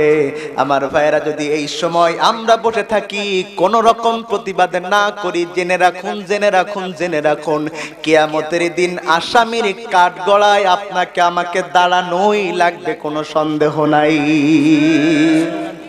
তাহলে সম্মানিত মুসলমানেরা, আপনি আমি সবাই যার যেখান থেকে যে অবস্থান রয়েছে, সেই অবস্থান থেকে আমাদের সবাইকে মিয়ানমারের মুসলমানের পাশে দাঁড়ানো আজকে ফরজ হয়ে গিয়েছে। কথা কোন ঠিক না বেটে? আর সম্মানিত মুসলমানেরা একটি কথা ভালো করে শুনে রাখুন, এই মিয়ানমারের মুসলমানদের পাশে যদি আমরা রাজনৈতিক কারণে, দুনিয়ার কারণে না দাঁড়াতে পারি, এই আঘাত যে আমাদের উপরে আসবে না এই কথা কিন্তু আমরা বলতে পারি না। কথা কোন ঠিক না বেটে? এবার আসুন মুসলমানেরা, এটি নাজিল হয়েছিল কেমন সময়ে সেটা বললাম, এবার বলবো নাজিল হলো কেন, নাজিল হবার কারণকে আরবিতে কি বলা হয়? সবাই বলেন। শানে নজুল বলা হয়। আমার ভাইয়েরা, দুইটা কারণে সেই দিন নাজিল হয়েছিল। একটি কয়টা কারণে বলেন? দুইটা কারণে নাজিল হয়েছিল। প্রথম নম্বর কারণ ছিল এই পৃথিবীর জন্য আমার নবী মুহাম্মদুর রাসূলুল্লাহ সাল্লাল্লাহু আলাইহি ওয়াসাল্লামকে আমার আল্লাহ তাআলা গোটা পৃথিবীর জন্য, গোটা আলমের জন্য তাকে রহমত স্বরূপ আমার আল্লাহ প্রেরণ করেছেন। আল্লাহ বলেন, ওয়ামা আরসালনাকা ইল্লা রাহমাতাল লিল আলামিন। আল্লাহু আকবার। আল্লাহ নিজের জন্য ব্যবহার করলেন আলহামদুলিল্লাহি রাব্বিল আলামিন। নিজের জন্য যে আলামিন শব্দ ব্যবহার করেছেন, আল্লাহ সেই শব্দ আমার নবীর জন্য ব্যবহার করেছেন। আল্লাহু আকবার। আমার নবী দুনিয়ার সবার জন্য রহমত। আমার নবীকে যারা মানবে তাদের জন্যই আমার নবী রহমত হতে পারবেন, কিন্তু সবার জন্য রহমত হলেও আমার নবী সবার জন্য আদর্শ হতে পারবেন না। কথা বুঝতে পারলেন কিনা? দুনিয়ার সবাই আল্লাহ বুঝাতে চাইলেন মানুষদেরকে, শোনো, এই নবী সবার জন্য রহমত হতে পারেন কিন্তু সবার জন্য আদর্শ হতে পারেন না। যেমন এবার আসুন, আব্দুল্লাহ ইবনে উবাই আল্লাহর রাসূলের পিছনে নামাজ পড়া একজন জবরদস্তি নামাজি লোক ছিল। কথা কয় না? শুধু তাই না, আল্লাহ রাসূল যখন যেই রঙের পাঞ্জাবি অথবা চাদর গায়ে দেওয়ার চেষ্টা করতেন, এই বেটা তখন সেই সময় সেই রঙের চাদর অথবা পাঞ্জাবি পরার চেষ্টা করতেন। শুধু তাই নয়, আল্লাহ রাসূল যখন যেই খাবার খাইতেন, এই বেটা তখন সেই খাবার খাওয়ার চেষ্টা করতেন। রাসূলকে এত ভালোবাসবার পরেও এই বেটা জাহান্নামে গেল কেন? মুনাফিক কেন? আজকের এই আলোচনায় সেটি পরিষ্কার হবে। তার মানে আপনি নামাজ পড়েন, আপনি রোজা রাখেন, আপনার দাড়ি থাক, আপনার টুপি থাক, যদি আপনি আপনার জীবনে আমার নবীকে আদর্শ মানতে না পারেন, তাহলে বুঝতে হবে আপনি আব্দুল্লাহ ইবনে উবাইয়ের উত্তরসূরি। কথা কোন ঠিক না বেঠে? কারণ এই আব্দুল্লাহ ইবনে উবাই আল্লাহ রাসূলকে ভালোবাসার জন্য কত নাটক করেছে, আর তলে তলে তলে তলে ইসলামের 14টা বাজানোর জন্য এই বেটা সবচাইতে বেশি ভূমিকা পালন করেছে। এবার আসুন, এটা গেল প্রথম কারণ, যে আল্লাহ রাসূল সবার জন্য রহমত হলেও সবার জন্য আদর্শ নয়। এই জিনিসটি স্পষ্ট করবার জন্য আল্লাহ এই আয়াত দিলেন। আর দ্বিতীয় নম্বর যেই কারণে আল্লাহ এই আয়াতটা দিলেন, সেই কারণটা হলো এই দুনিয়ার মানুষ দুই রকম। কয় রকম বলেন? কয় রকম? এই পৃথিবীতে যত মানুষ আছে, সব মানুষ যদি আপনি এক জায়গায় করেন, এই মানুষগুলোর মধ্যে একটা ভাগ চিরজীবনের জন্য জাহান্নামে চলে যাবে, আর একটা ভাগ চিরজীবনের জন্য জান্নাতে চলে যাবে। আর মাঝখানে একটা ভাগ থাকবে, ওদেরকে জাহান্নামের আযাব সহ্য করবার পরে জান্নাতে যাওয়া লাগবে। কথা বুঝতে পারছেন কিনা? এবার আসুন মুসলমান, রাসূল কারীম সাল্লাল্লাহু আলাইহি সাল্লাম অনেকে মানবে, অনেকে আল্লাহর রাসূলকে মানার চেষ্টা করবে, কিন্তু যতক্ষণ পর্যন্ত দুইটা গুণ অর্জন করতে না পারবে, ততক্ষণ পর্যন্ত এই মানুষগুলো জান্নাত এবং জাহান্নামী হবে না, ওই মাঝখানের দলে থাকবে। কথা বুঝতে পারছেন কিনা? এবার আসুন মুসলমানেরা, আল্লাহ বললেন, লাকাদ কানা লাকুম ফি রাসূলিল্লাহি উসওয়াতুন হাসানাহ হাসানাতুল লিমান কানা ইয়ারজুল্লাহা ওয়াল ইয়াউমাল আখির ওয়া যাকারাল্লাহা কাসীরা। আল্লাহু আকবার। আল্লাহ বললেন, শুনো, এই দুনিয়ার দুই শ্রেণীর মানুষ যারা হবে, দুইটা জ্ঞান গুণ যারা অর্জন করবে, আমি আল্লাহ তাআলা সেই দুইটা শ্রেণীর মানুষের জন্য আমার নবীকে আদর্শ বানিয়ে দিয়েছি। কয়টা? জোরে বলেন। আপনাদের অঞ্চলে হেইয়ো বলে, হেইয়ো। যখন কোনো জিনিস তুলতে পারে না তখন একটা আওয়াজ দেয় না, মারো টান, আরো জোরে মারো টান। একটু এমন আওয়াজ দিতে হবে, কয়টা? আরো জোরে কয়টা? দুইটা। দুইটা গুণ যদি অর্জন করতে না পারেন তাহলে বুঝতে হবে আপনি কোনোভাবেই আল্লাহ রাসূলকে আদর্শ মানতে পারেননি। এই জিনিসটা একটু আরো ক্লিয়ার করে দেই। এই মাহফিলে কিন্তু আওয়ামী লীগের লোক আছে না? কথা কয় না। বিএনপির লোক আছে না? জাতীয় পার্টির লোক আছে না? যেহেতু সব দলের লোক আছে, এই জন্য এই জিনিসটি বোঝাতে আমার খুব সুবিধা হবে। আমার ভাইয়েরা, যদি কোনো মানুষ এই কথা বলে আমি আওয়ামী লীগ করি, এমন মানুষ আছে না? আমি আওয়ামী লীগকে খুব ভালোবাসি, আমি প্রধানমন্ত্রী শেখ হাসিনাকে খুব ভালোবাসি, আমি প্রতিটা নির্বাচনে নৌকা মার্কায় ভোট দেই, এটা আওয়ামী লীগের জন্য খুশির খবর নাকি দুঃখের খবর? হ্যাঁ, এই লোকটাই এবার আওয়ামী লীগের কোন একটা মঞ্চে গেল, জনসভায় যেয়ে বললে, শোনো আমি আওয়ামী লীগকে ভোট দিতে পারি, আমি আওয়ামী লীগকে ভালোবাসতে পারি, আমি প্রধানমন্ত্রী শেখ হাসিনাকে ভালোবাসতে পারি, কিন্তু শুনে নাও আমি কিন্তু শেখ মুজিবুর রহমানকে আদর্শ মানি না। বলেন তো ওই বেটাকে লাথি মেরে মঞ্চ থেকে নামিয়ে বলবে যে শেখ মুজিবকে আদর্শ মানে না, সে কোনোদিন আওয়ামী লীগের কর্মী হতে পারে না, ঠিক কিনা? আরেকটা লোক সে বিএনপি করে, সে বলল আমি খুব বেশি বিএনপি কে ভালোবাসি, প্রতি নির্বাচনে বিএনপি কে ভালো ভোট দেই এবং ম্যাডাম জিয়াকে খুব ভালোবাসি। এবার ওই লোকটাও বিএনপির একটা কোন সমাবেশে যে বলল, শুনো আমি ম্যাডাম জিয়াকে ভালোবাসতে পারি, বিএনপি কে ভালোবাসতে পারি, ভোটও দিতে পারি, কিন্তু আমি কিন্তু প্রেসিডেন্ট জিয়াকে আদর্শ মানি না। তাহলে দেখবেন ওই বিএনপির নেতা কর্মীরা গলা ধাক্কা দিয়ে তাকে নামিয়ে দিয়ে বলবে, বেটা যে জিয়াউর রহমানকে আদর্শ মানে না সে কোনোদিন বিএনপি করতে পারে না। আর এরপরে আসলাম এরশাদ চাচা, চিনেন তো আপনারা? চিনেন না বোধহয়? সকালে বিকালে কথা কখন কি কয় মন থাকে না। এর দল যারা করে তারা যদি ওই চাচাকে না মানে ওই দলে থাকতে পারে না। কথা কোন ঠিক না বেঠিক? এবার আসুন মুসলমান, আপনি নামাজ পড়লেন ঠিক আছে, রাসূলকে ভালোবাসি বললেন ঠিক আছে, মিলাদুন নবী পালন করলেন ঠিক আছে, কিন্তু জীবনের সকল পর্যায়ে আমার নবীকে আদর্শ মানলেন না, আল্লাহ তাআলাও গলা ধাক্কা দিয়ে বলবেন এমন মুনাফিক কোনোদিন পরিপূর্ণ মুসলমান হতে পারে না। আমার ভাইয়েরা, কথা কি ক্লিয়ার? এই যে 12ই রবিউল আউয়াল চলে গেল, মন কি মন জিলাপি, দেখছি কি দেখছি খিচুড়ি খাওয়া হয়ে গেল। যেই দেশের মানুষ নবীকে এত ভালোবেসে এত খরচ করে, সেই দেশে তো স্বাধীনতার ৪৬ বছর পরেও কোরআনের শাসন নিয়ে গলা ফাটিয়ে ওয়াজ করবার কথা ছিল না। কথা বলেন ঠিক না বেঠিক? এই জন্য মুসলমানেরা ভালো করে বুঝুন, আমার নবী আদর্শ হচ্ছেন দুই শ্রেণীর মানুষের জন্য, আর নবীকে আদর্শ মানতে হবে দুই ভাবে, একটা হলো সিরাতে আর একটা হলো সূরতে। আল্লাহু আকবার বলবেন না? সিরাত আর সূরাত কি? সূরাত হলো আমার রাসূল দাড়ি রেখেছেন, আমিও দাড়ি রেখেছি, আল্লাহ রাসূলের পাগড়ি ছিল, আমারও পাগড়ি আছে, আল্লাহ রাসূল পাঞ্জাবি পরতেন, আমারও পাঞ্জাবি আছে, এটা হলো সূরত। এবার আপনি পাঞ্জাবিও পরলেন, টুপিও পরলেন, সবকিছু নবীর মতো আপনার আছে, কিন্তু আমার নবী যেই দিন কায়েমের জন্য মার খাইলো, যেই দিন কায়েমের জন্য জেল খাটলো, যেই দিন কায়েমের জন্য এত এত কষ্ট করলো, আপনি সেই দিন কায়েমের দিকে গেলেন না মার খাওয়ার ভয়ে, তাহলে বোঝা গেল আপনি সূরাতে নবীকে মানলেও সিরাতে আপনি মানতে পারেন নাই। আর যতক্ষণ আপনি সিরাত সূরাত দুইটা দিক থেকে না মানতে পারবেন, ততক্ষণ আপনি পরিপূর্ণ রাসূলের আদর্শ মানতে পারবেন। যদি দাড়ি রেখেই জান্নাত পাওয়া যেত, আমার মনে হয় রবীন্দ্রনাথ ঠাকুরের জান্নাতুল ফেরদাউসকেও ঠেকাতে পারতো না।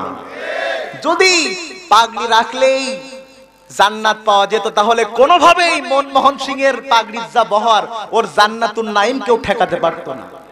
যদি পাঞ্জাবি পরলেই জান্নাত পাওয়া যেত, তাহলে খ্রিস্টান পাদ্রীগুলো সবার আগে জান্নাতে যেত। কথা বলেন ঠিক না বেঠিক? এজন্য আপনাকে সিরাতে, আপনাকে সূরাতে, আপনাকে দুই ভাবেই রাসূলকে মানতে হবে। যতক্ষণ না পারবেন ততক্ষণ আপনি পরিপূর্ণ রাসূলের আদর্শের উম্মত, আদর্শের কর্মী হতে পারবেন না।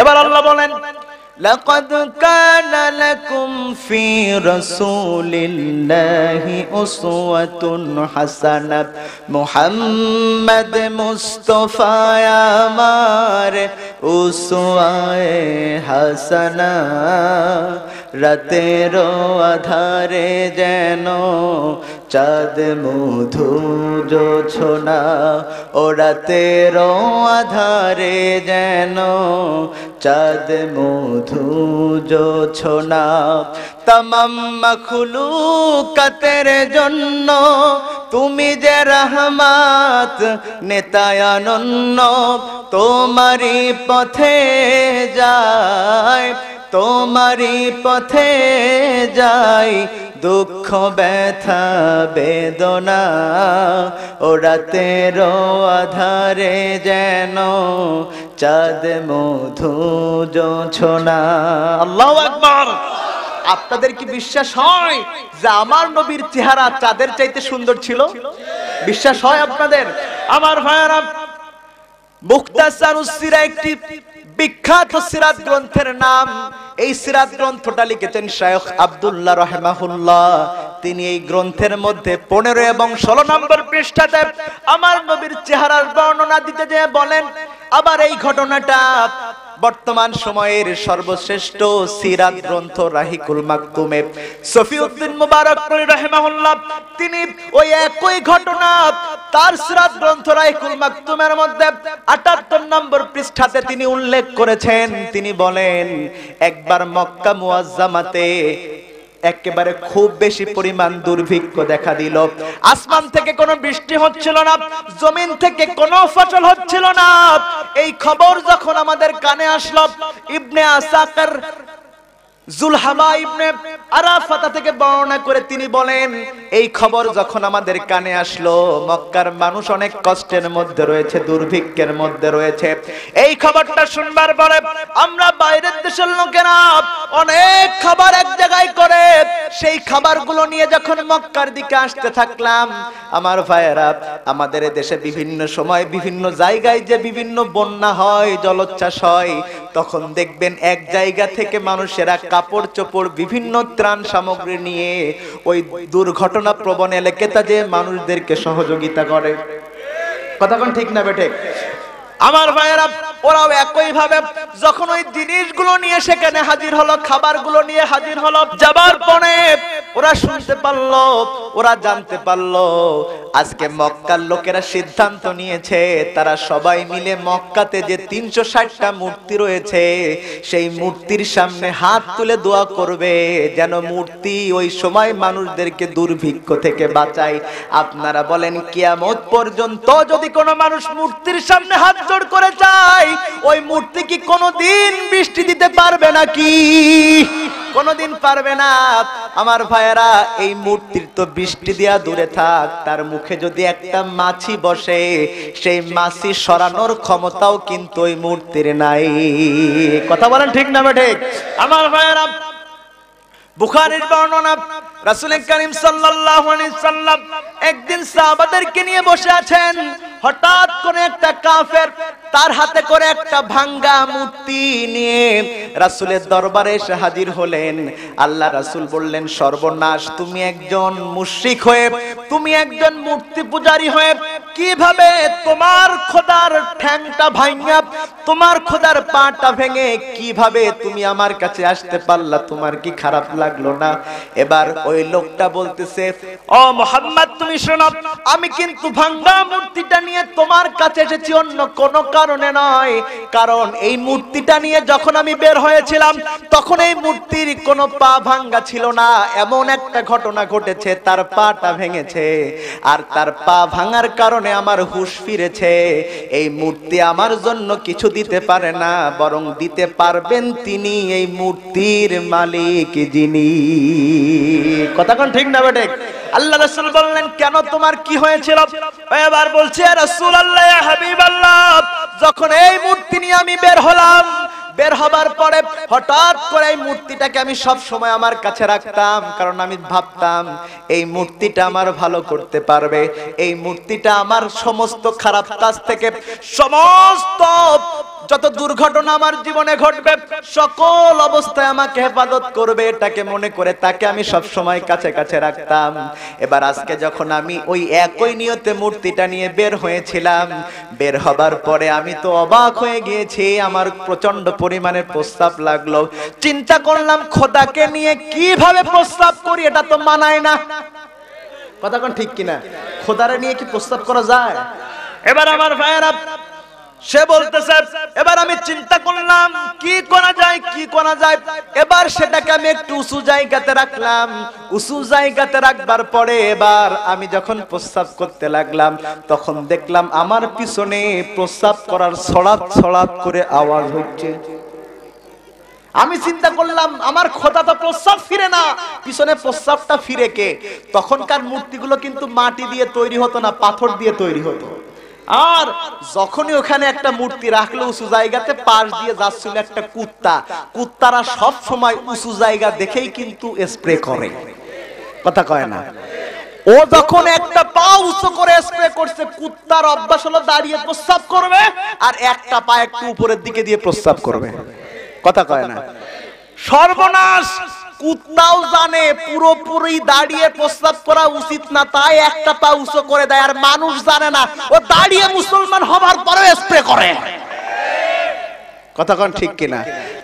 এরপরে ওই কাফের বলছে আল্লাহ রাসূলের সামনে, ইয়া রাসূলুল্লাহ, তাকিয়ে যখন দেখলাম একটা কুত্তা আমার খোদার মুখে প্রস্রাব করে দিচ্ছে, তারপরেও আমার খোদা কুত্তাকে থামাতে পারছে না। তখন আমার চিন্তা হলো, যে বেটা নিজের মুখে কুত্তার মুখকে থামাতে পারে না, সে আমাকে বাঁচাবে কেমনে? যখন দেখলাম আমার তো মাথাটা গরম হয়ে গেল। আমার খোদাকে নিজের হাতেই ধরলাম, নিজে একটা আছাড় মারলাম। তারপরে আমার খোদার অবস্থা খারাপ, ঠ্যাংটা ভাঙে গেল। খোদার এই ক্ষমতা হলো না ঠ্যাংটা জোড়া লাগাবে। আর আমার দেশের কিছু মানুষ ওই মূর্তির কাছে যাবার জন্য মানুষদেরকে উৎসাহিত করে, বলে ধর্ম যার যার, উৎসব সবার, কথা কয় না?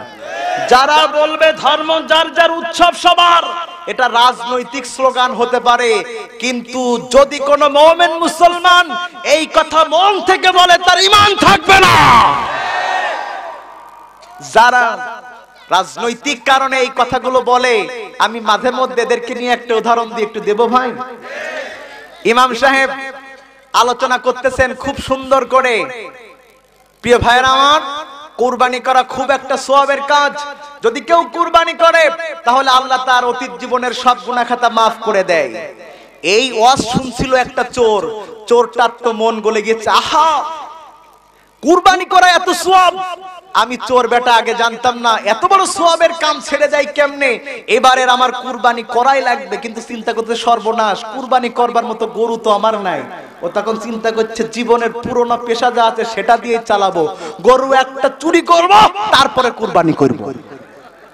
এবার মাঠের মধ্যে যে সবচাইতে সুন্দর সাইজের গরুটা চুরি করছে। কুরবানির ঈদের দিন ইমাম সাহেবকে ডাকছে, হুজুর আসেন আমার গরুটা কুরবানি করে দিয়ে যান। বলছে বেটা তোর খাওয়াই হয় না, তোর খাওয়াই হয় না, তুই সেখানে গরু পাইলি কই? বলছে হুজুর অত ফতোয়া দেয়া যাবে না, গরু একটা আনছি, আপনার দায়িত্ব কুরবানি করা, কুরবানি করে দেন। কুরবানি হয়ে গেল। লোক বলতে লাগলো চুরি করা গরু কুরবানি করলে কুরবানি হয় না। হুজুর ওরে ডাকলে দিকায়, তুই চুরি করা গরু কুরবানি তো কুরবানি হয় না। বলছে হুজুর ফতোয়া খালি আপনারা জানেন, আমি বোধহয় জানি না। তুমি কি ফতোয়া জানো? বলছে হুজুর শুনেন, ভালো করে ফতোয়াটা বুঝবেন। চুরি করলে কি হয়? কয় গুনাহ হয়। আর কুরবানি দিলে কি হয়? সওয়াব হয়। তাহলে গুনাহ হলো, সওয়াব হলো। গুনাহ আর সওয়াবে কাটাকাটি, কষ্ট খাওয়া ফাও। বুঝতেছেন কিনা? যারা আজকে হিন্দুদেরকেও খুশি করবার জন্য বলে ধর্ম যার যার, উৎসব সবার, আবার এরা নামাজ পড়ে রোজাও রাখে, এরা মনে করে পূজা আর রোজা দিয়ে মনে হয় গুনাহ কাটাকাটি হবে, আর মনে হয় আমাদের দুনিয়ার মানুষের কাছে ক্ষমতা পাওয়া ফাও। কথা কোন ঠিক না বেড়ে? এই ধরনের মুনাফিকি যারা করবে, এদের পিছনে কোনো মুসলমান থাকতে পারে না। কারণ কোন মুসলমান কখনো কোনোদিন কোনোভাবে মূর্তি পূজার মতো শিরকের কাজে জড়িত হতে পারে না। কারণ লুকমান আলাইহিস সালাতু ওয়াস সালাম তার সন্তানকে যেই কয়টা পরামর্শ দিয়েছিল, তার মধ্যে একটা পরামর্শ ছিল ইয়া বুনাইয়া লা তুশরিক বিল্লাহ ইন্না শিরকা লা যুলমুন আযীম। ও আমার সন্তান, কখনো কোনো ভাবেই শিরক করবে না, কারণ শিরকের মতো বড় গুনাহ পৃথিবীতে আর হতে পারে না। আচ্ছা মেনেই নিলাম ধর্ম যার যার, উৎসব সবার, এই স্লোগান মেনে মুসলমানেরা পূজাতে যায়, কিন্তু আজ পর্যন্ত কোন হিন্দুকে কি কুরবানির ঈদের দিন এসে বলতে দেখেছেন যে গরু আমাদের মা হয় হোক গিয়া যাক, কোনো সমস্যা নাই, তোমরা যদি শিরকের মতো বড় পাপ করে পূজায় যেতে পারো তাহলে আমাদেরও উচিত আমাদের মাকে নিজেরাই জবাই করা, আসো জবাই করি, যেহেতু ধর্ম যার যার উৎসব সবার বলে বলে। তাহলে বোঝা গেল এটার মাধ্যমে মুসলমানদেরকে ধর্ম থেকে সরানোর ষড়যন্ত্র চালানো হচ্ছে। এবার আমার ভাইয়েরা, এই বর্ণনা যখন দিচ্ছিলেন ওই কাফেরটা তখনও মুসলমান হয় নাই, আর আমার রাসূল তখন মিসকি মিসকি হাসছিলেন। সাহাবায়ে কেরাম বর্ণনা করেন ওই দিন যে আমার রাসূল হেসেছিলেন তার পুরা মুখটা দেখা গিয়েছিল, তার মানে তিনি এত আনন্দ পেয়েছিলেন। এবার তিনি ওই কাফেরকে বললেন তুমি কেন এসেছো?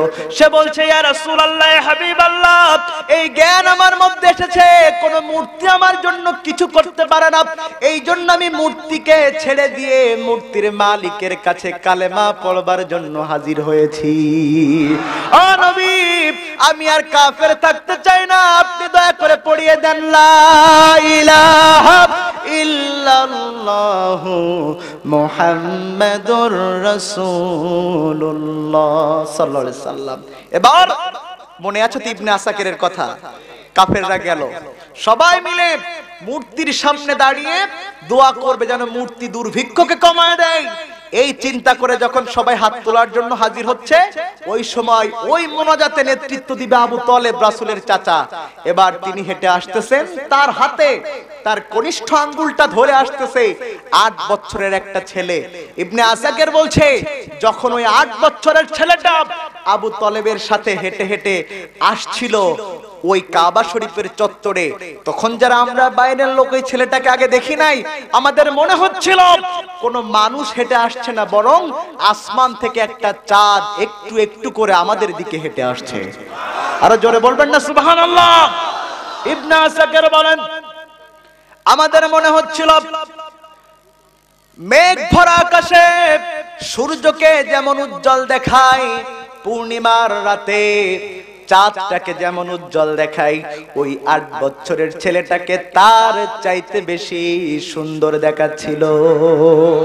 এরপর আসলেন, হাত তুললেন। আবু তালেব যখনই হাত তুলল তখনই বৃষ্টি হওয়া শুরু হলো। ইবনে আসাকির বলেন আমরা অবাক হয়ে গেলাম,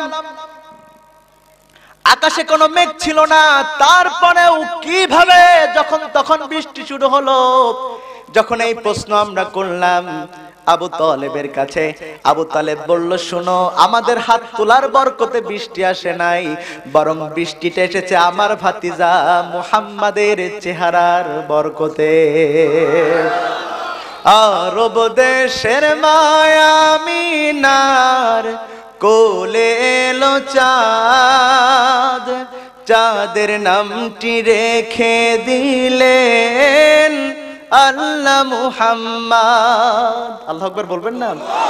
আরব দেশের মায়া মিনার কোলে এলো চাঁদ, চাঁদের নামটি রেখে দিলেন আল্লাহ মুহাম্মদ।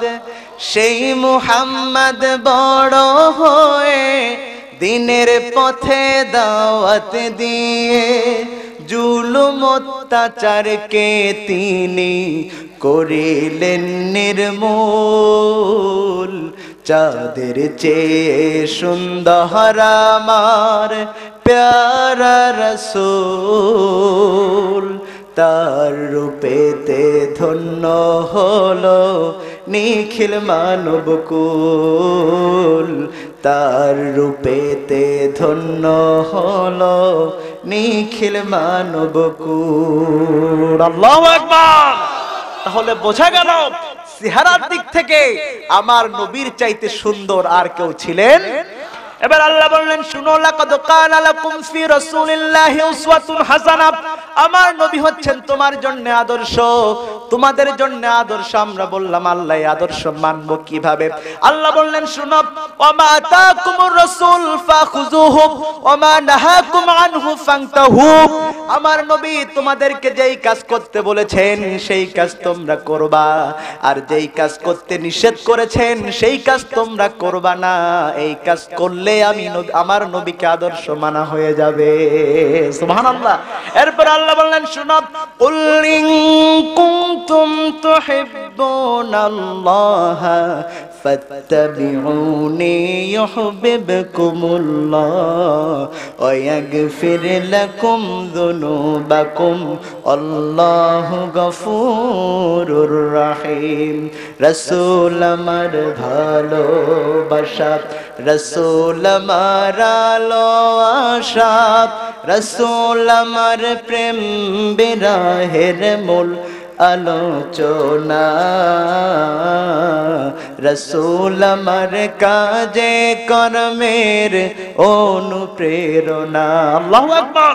আল্লাহ বললেন শুনো, কুল হে নবী আপনি বলেন, ইন কুনতুম তুহিব্বুনাল্লাহ, যদি তোমরা আল্লাহর ভালোবাসা পেতে চাও। এখানে কি এমন কেউ আছেন আল্লাহর ভালোবাসা চান না? কেউ আছেন নাকি? আল্লাহর ভালোবাসা চাই সবাই, চাই কি চায় না? সবাই সবাই সবাই। দেখি কে কে চান না, দুই হাত তুলে দেখান তো। সবাই চান। আমি একটু পরীক্ষা করলাম কতটুকু মনোযোগ দিয়ে শুনতেছেন। সবাই চাই কি চায় না? কে কে জীবনের সকল পর্যায়ের কুরবানি দিয়ে রাসূলের আদর্শ মানবার জন্য, সকল কুরবানি দেবার জন্য, জেল খাটবার জন্য, ফাঁসির মঞ্চে দেবার জন্য প্রস্তুত কারা কারা? তুই হাত তুলে দেখাও।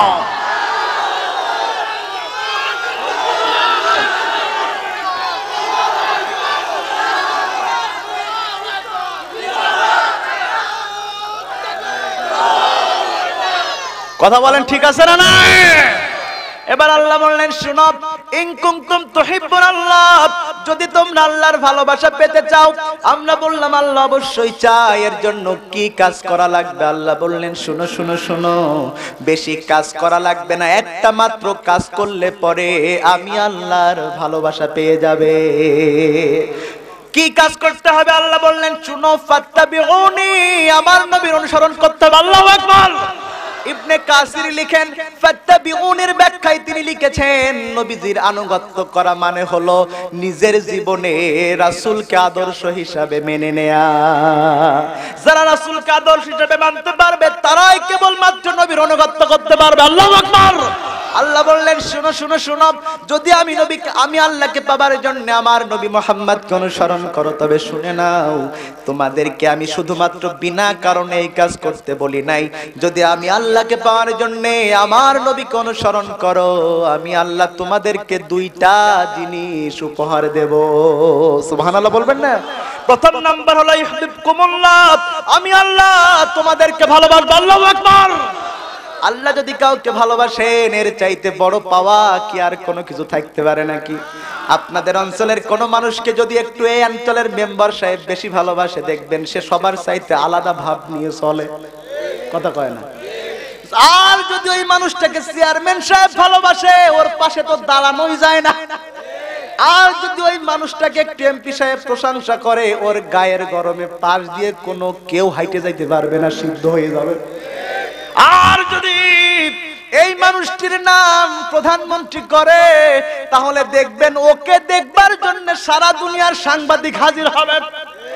ও দুনিয়ার মানুষেরা শুনো শুনো শুনো, এমন মেম্বার, এমন চেয়ারম্যান, এমন প্রধানমন্ত্রী সারা পৃথিবীর সবাইকে এক জায়গায় করলেও আমার আল্লাহর সম্মানের 1 ইঞ্চি পরিমাণ হতে পারবে না।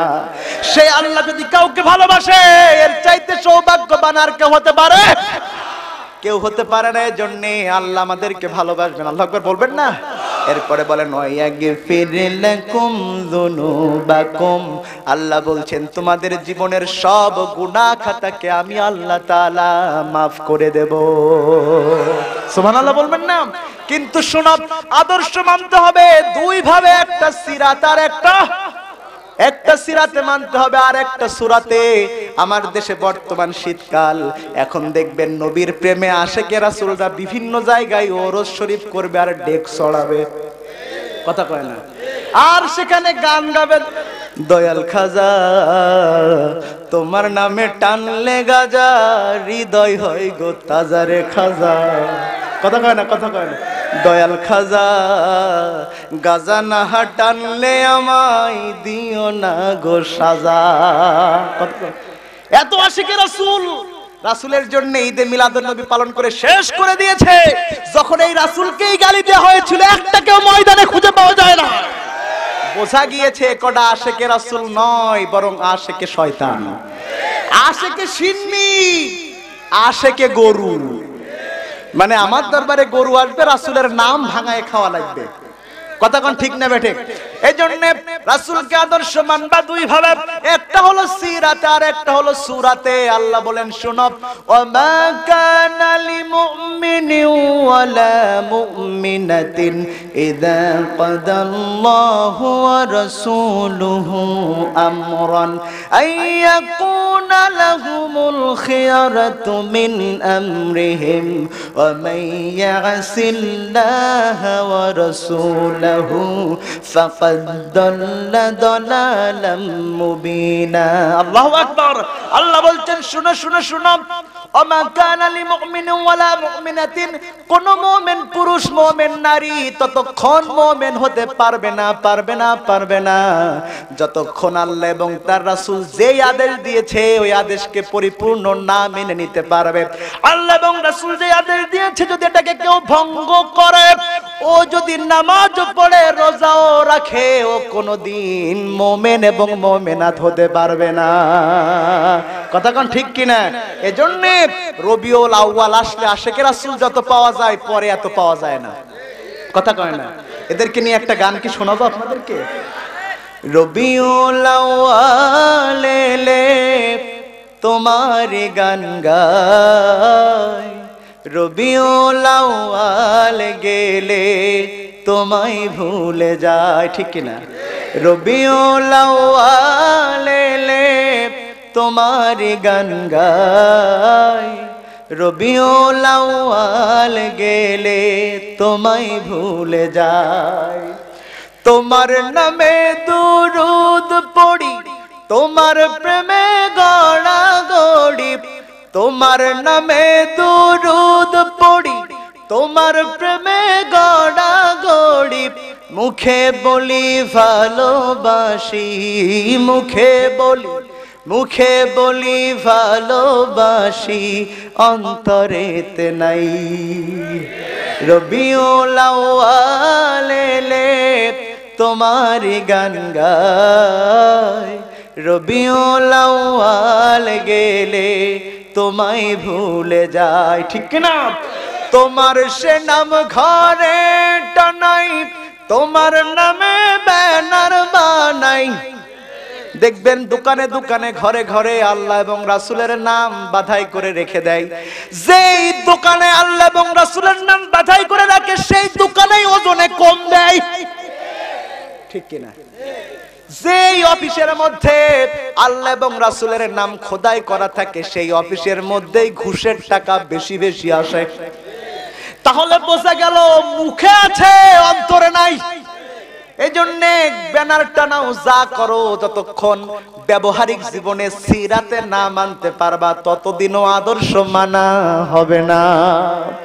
তোমার নামে জলসায়াম সেমিনার সিম্পোজিয়াম, কত জলসা হচ্ছে কি হচ্ছে না, কত মাহফিল হচ্ছে কি হচ্ছে না। তোমার নামে জলসায়াম সেমিনার সিম্পোজিয়াম, গদির লোভে তোমারি নাম, গদির লোভে। গদি চেনেন আপনারা? গদি মানে কি? কথা কয় না। গদি মানে শেয়ার, শেয়ার পাওয়ার জন্য সব দল কালেমাকে বিক্রি করে। কথা কোন ঠিক না মানে? যে জীবনে নামাজ পড়ে না ও যখন ভোটে দাঁড়ায় এক আসরের নামাজ 4 মসজিদে পড়ে। বোঝা গেল ওর নামাজ আল্লাহর জন্য না, ওর নামাজ হলো ভোটের জন্য। কুল ইন্না সলাতি ওয়া নুসুকি ওয়া মাহইয়ায়া আমামাতি লিল্লাহি রাব্বিল আলামিন। আল্লাহ বললেন তোমার নামাজ, তোমার কুরবানি, তোমার জীবন, তোমার মরণ সবকিছু যেন আমার জন্য হয়। আমরা বলি আল্লাহ তোমার জন্য হবে পরে, ক্ষমতায় যাওয়ার জন্য হবে আগে। কথা কোন ঠিক না মানে? এবার আসুন আমার মুসলমান ভাইরা, আদর্শ মানবেন দুই ভাবে। এবার আদর্শ মানার পরে দুই শ্রেণীর মানুষেরাই কেবল আদর্শ মানতে পারবে। এবার আল্লাহ বললেন শুনো, সেই দুই শ্রেণীর মানুষ কারা কারা একটু শুনে নাও। লিমান কানা ইয়ারজুল্লাহ ওয়াল ইয়াউমাল আখির, প্রথম নম্বর শ্রেণী হলো যারা আল্লাহর সাক্ষাৎ পেতে চায় এবং আল্লাহর কাছে আখিরাত জীবনে ভালো কিছু চাই। আমরা সবাই চাই কি চাই না? কথা কোন চাই কি চাই না? আমার আল্লাহ বললেন শুনো, শুধুমাত্র মুখে মুখে বললে আমি আল্লাহর সাক্ষাৎ পাওয়া যাবে না। আমি আল্লাহর সাক্ষাৎ পেতে হলে উদখুলু ফিস সিলমি কাফা ওয়ালা তাত্তাবিউ খুতুওয়াতিশ শাইতান, তোমাকে পরিপূর্ণভাবে ইসলাম মানতে হবে, তাহলেই কেবলমাত্র আমি আল্লাহ তাআলার সাক্ষাৎ তুমি পাবে। সুবহানাল্লাহ বলবেন না? এবার আসুন একটু সাক্ষাতের পরিচয় আপনাদের কাছে তুলে দিই। আল্লাহর সাক্ষাৎ কারা পেতে চাই? আল্লাহর সাক্ষাৎ পাওয়ার মানুষগুলো কি করবে? একটু আল্লাহ রাসূলের সাহাবীদের দিকে যাওয়ার দরকার আছে, কারণ আমাদের জন্য আল্লাহ রাসূলের সাহাবী হচ্ছেন আদর্শ। সাহাবীরা আদর্শ না? কারণ হচ্ছে রাসূলের সাহাবীরা রাসূলকে পুঙ্খানুপুঙ্খানুভাবে পালন করার চেষ্টা করেছে। এজন্য তাকিয়ে দেখুন, ইসলামের প্রথম খলিফা ছিলেন, নাম কি বলেন? সবাই বলেন আরো জোরে। জোর হলো না, জোরসে বলো। আবু বকর রাদিয়াল্লাহু তাআলা আনহু তখন ক্ষমতায়। তার স্ত্রী একদিন বললেন, ও আমার স্বামী, তুমি তো হলে বর্তমান সময়ে মুসলিম উম্মাহ যতটুকু এরিয়া জুড়ে আছে এই বিশাল জগৎটার তুমি হলে খলিফা, কিন্তু তোমার বাড়িতে ঠিকঠাক মতো ভালো খাবার হয় না। প্রতিদিন জয়তুনের তেল আর রুটি এক খাবার খাইতে ভালো লাগে না। একটু ভালো খাবার, ভালো মেনু কি অর্জন করা যায় না? আল্লাহু আকবার বলবেন না? আর আমাদের সমাজের সামান্য নেতারা এত টাকা চুরি করে, যার 5 টাকা দিয়ে ভ্যানে চড়ার টাকা ছিল না, সে 5 তলা বাড়ির মালিক রাতারাতি হয়ে যায়। কথা কোন ঠিক না মানে? আর ক্ষমতার দাপট তো আছে, কি বলেন? চাড়ি মারে, খালি চাড়ি মারে। কথা কোন ঠিক কিনা? এবার আমার ভাইয়েরা, কি নেতা? আবু বকর রাদিয়াল্লাহু তাআলা আনহু অর্ধ জাহানের কিছুটা কম এরিয়ার তিনি খলিফা। আর তার বউ বলতেছে, ও আমার স্বামী, প্রতিদিন তুমি ওই রুটি আর জয়তুনের তেল একই খাবার আমাদের আর খাইতে ভালো লাগে না, একটু নতুন খাবার দাও। কিন্তু আবু বকর বললেন, না না না, নতুন খাবার, নতুন কোন টাকা সংসদ থেকে আমি নিতে পারবো না। আল্লাহু আকবার। শুনতেছেন তো আপনারা? শুনতেছেন তো আপনারা? তাহলে কি করা? ছেলেটা প্রতিদিন মাকে বলতেছে, মা একটু নতুন খাবার কি কপালে জুটবে না? মা একটু নতুন খাবার কি আমাদের একটু দিতে পারবা না? মা বলেন, মায়ের মন যদি ছেলে ভালো খাবার চায়, না দিতে পারলে এর চাইতে কষ্ট মা বাবার মনে কি আর কোনো কিছু হতে পারে? কথা কয় না? হতে পারে কোনোভাবে? মার মনটা খারাপ হয়েছে। আমার দেশের মা বোনেরা দেখবেন প্রতিদিন রান্না করবার সময় মুষ্টি চালগুলো তুলে তুলে তুলে তুলে আলাদা জায়গায় রেখে একটু বেশি করে সেটা বিক্রি করবার পরে সংসারের কোনো একটা জিনিস কিনে। আবু বকর রাদিয়াল্লাহু তাআলা আনহুর স্ত্রী তিনিও কি করলেন, প্রতিদিন যেই পরিমাণ টাকা দেওয়া হয় সংসার চালানোর জন্য, তিনি সেখান থেকে এক পয়সা করে বাঁচিয়ে 1 বছর পরে যেই টাকা তার জমলো, সেই টাকা দিয়ে সে নতুন কিছু খাবার তৈরি করলো। আল্লাহু আকবার। এরপর আমার ভাইয়েরা, দুপুরে খাবার খাওয়ার জন্য, খাবার গ্রহণ করবার জন্য আবু বকর রাদিয়াল্লাহু তাআলা আনহু হাজির হলেন। তিনি আজকে ডাইনিং টেবিলে এসে দেখলেন, অবাক করা ব্যাপার, আজকে নতুন খাবার কিভাবে আসলো, ভিন্ন মেনুর খাবার কিভাবে আসলো। বউকে জিজ্ঞাসা করলো, বউ আমি তো তোমাকে কোনো বাড়তি টাকা দেই নাই, বাড়তি কোনো টাকা দিলাম না, তারপরেও নতুন খাবার কিভাবে আসলো? এবার বউ বলতেছে, দেখো তুমি রাগ করো না, যেই বাজেটটা তুমি আমাদের জন্য করেছো সেই বাজেট থেকে কিছু কিছু বাঁচাইয়া আমি আজকের এই ভালো কিছু খাবার তৈরি করেছি। খাবার তিনি গ্রহণ করলেন না, খাবার সেখানে রাখলেন। রাখবার পরে সাথে সাথে সংসদ বৈঠক ডাকলেন। আল্লাহু আকবার। সংসদ বৈঠক শুরু হলো, ভিন্ন একটা প্রস্তাব তিনি সেখানে আনলেন, এনে বললেন, ও মন্ত্রী পরিষদের সদস্যরা শোনো, ও পার্লামেন্ট মেম্বারেরা শোনো, ও অর্থ মন্ত্রণালয়ের কর্মকর্তারা শোনো, যেই পরিমাণ টাকা প্রতি মাসে আমাকে বেতন দাও, আমার বউ হাতে কলমে প্রমাণ করেছে এত টাকা আমার লাগে না। কথার কথা মনে করে নেন, প্রতিদিন তার জন্য বরাদ্দ হচ্ছে 10টা করে টাকা। কয়টা টাকা? সেখান থেকে তিনি যদি একটি করে টাকা বাঁচান তাহলে মাসে 30 টাকা বাঁচবে, ঠিক কিনা?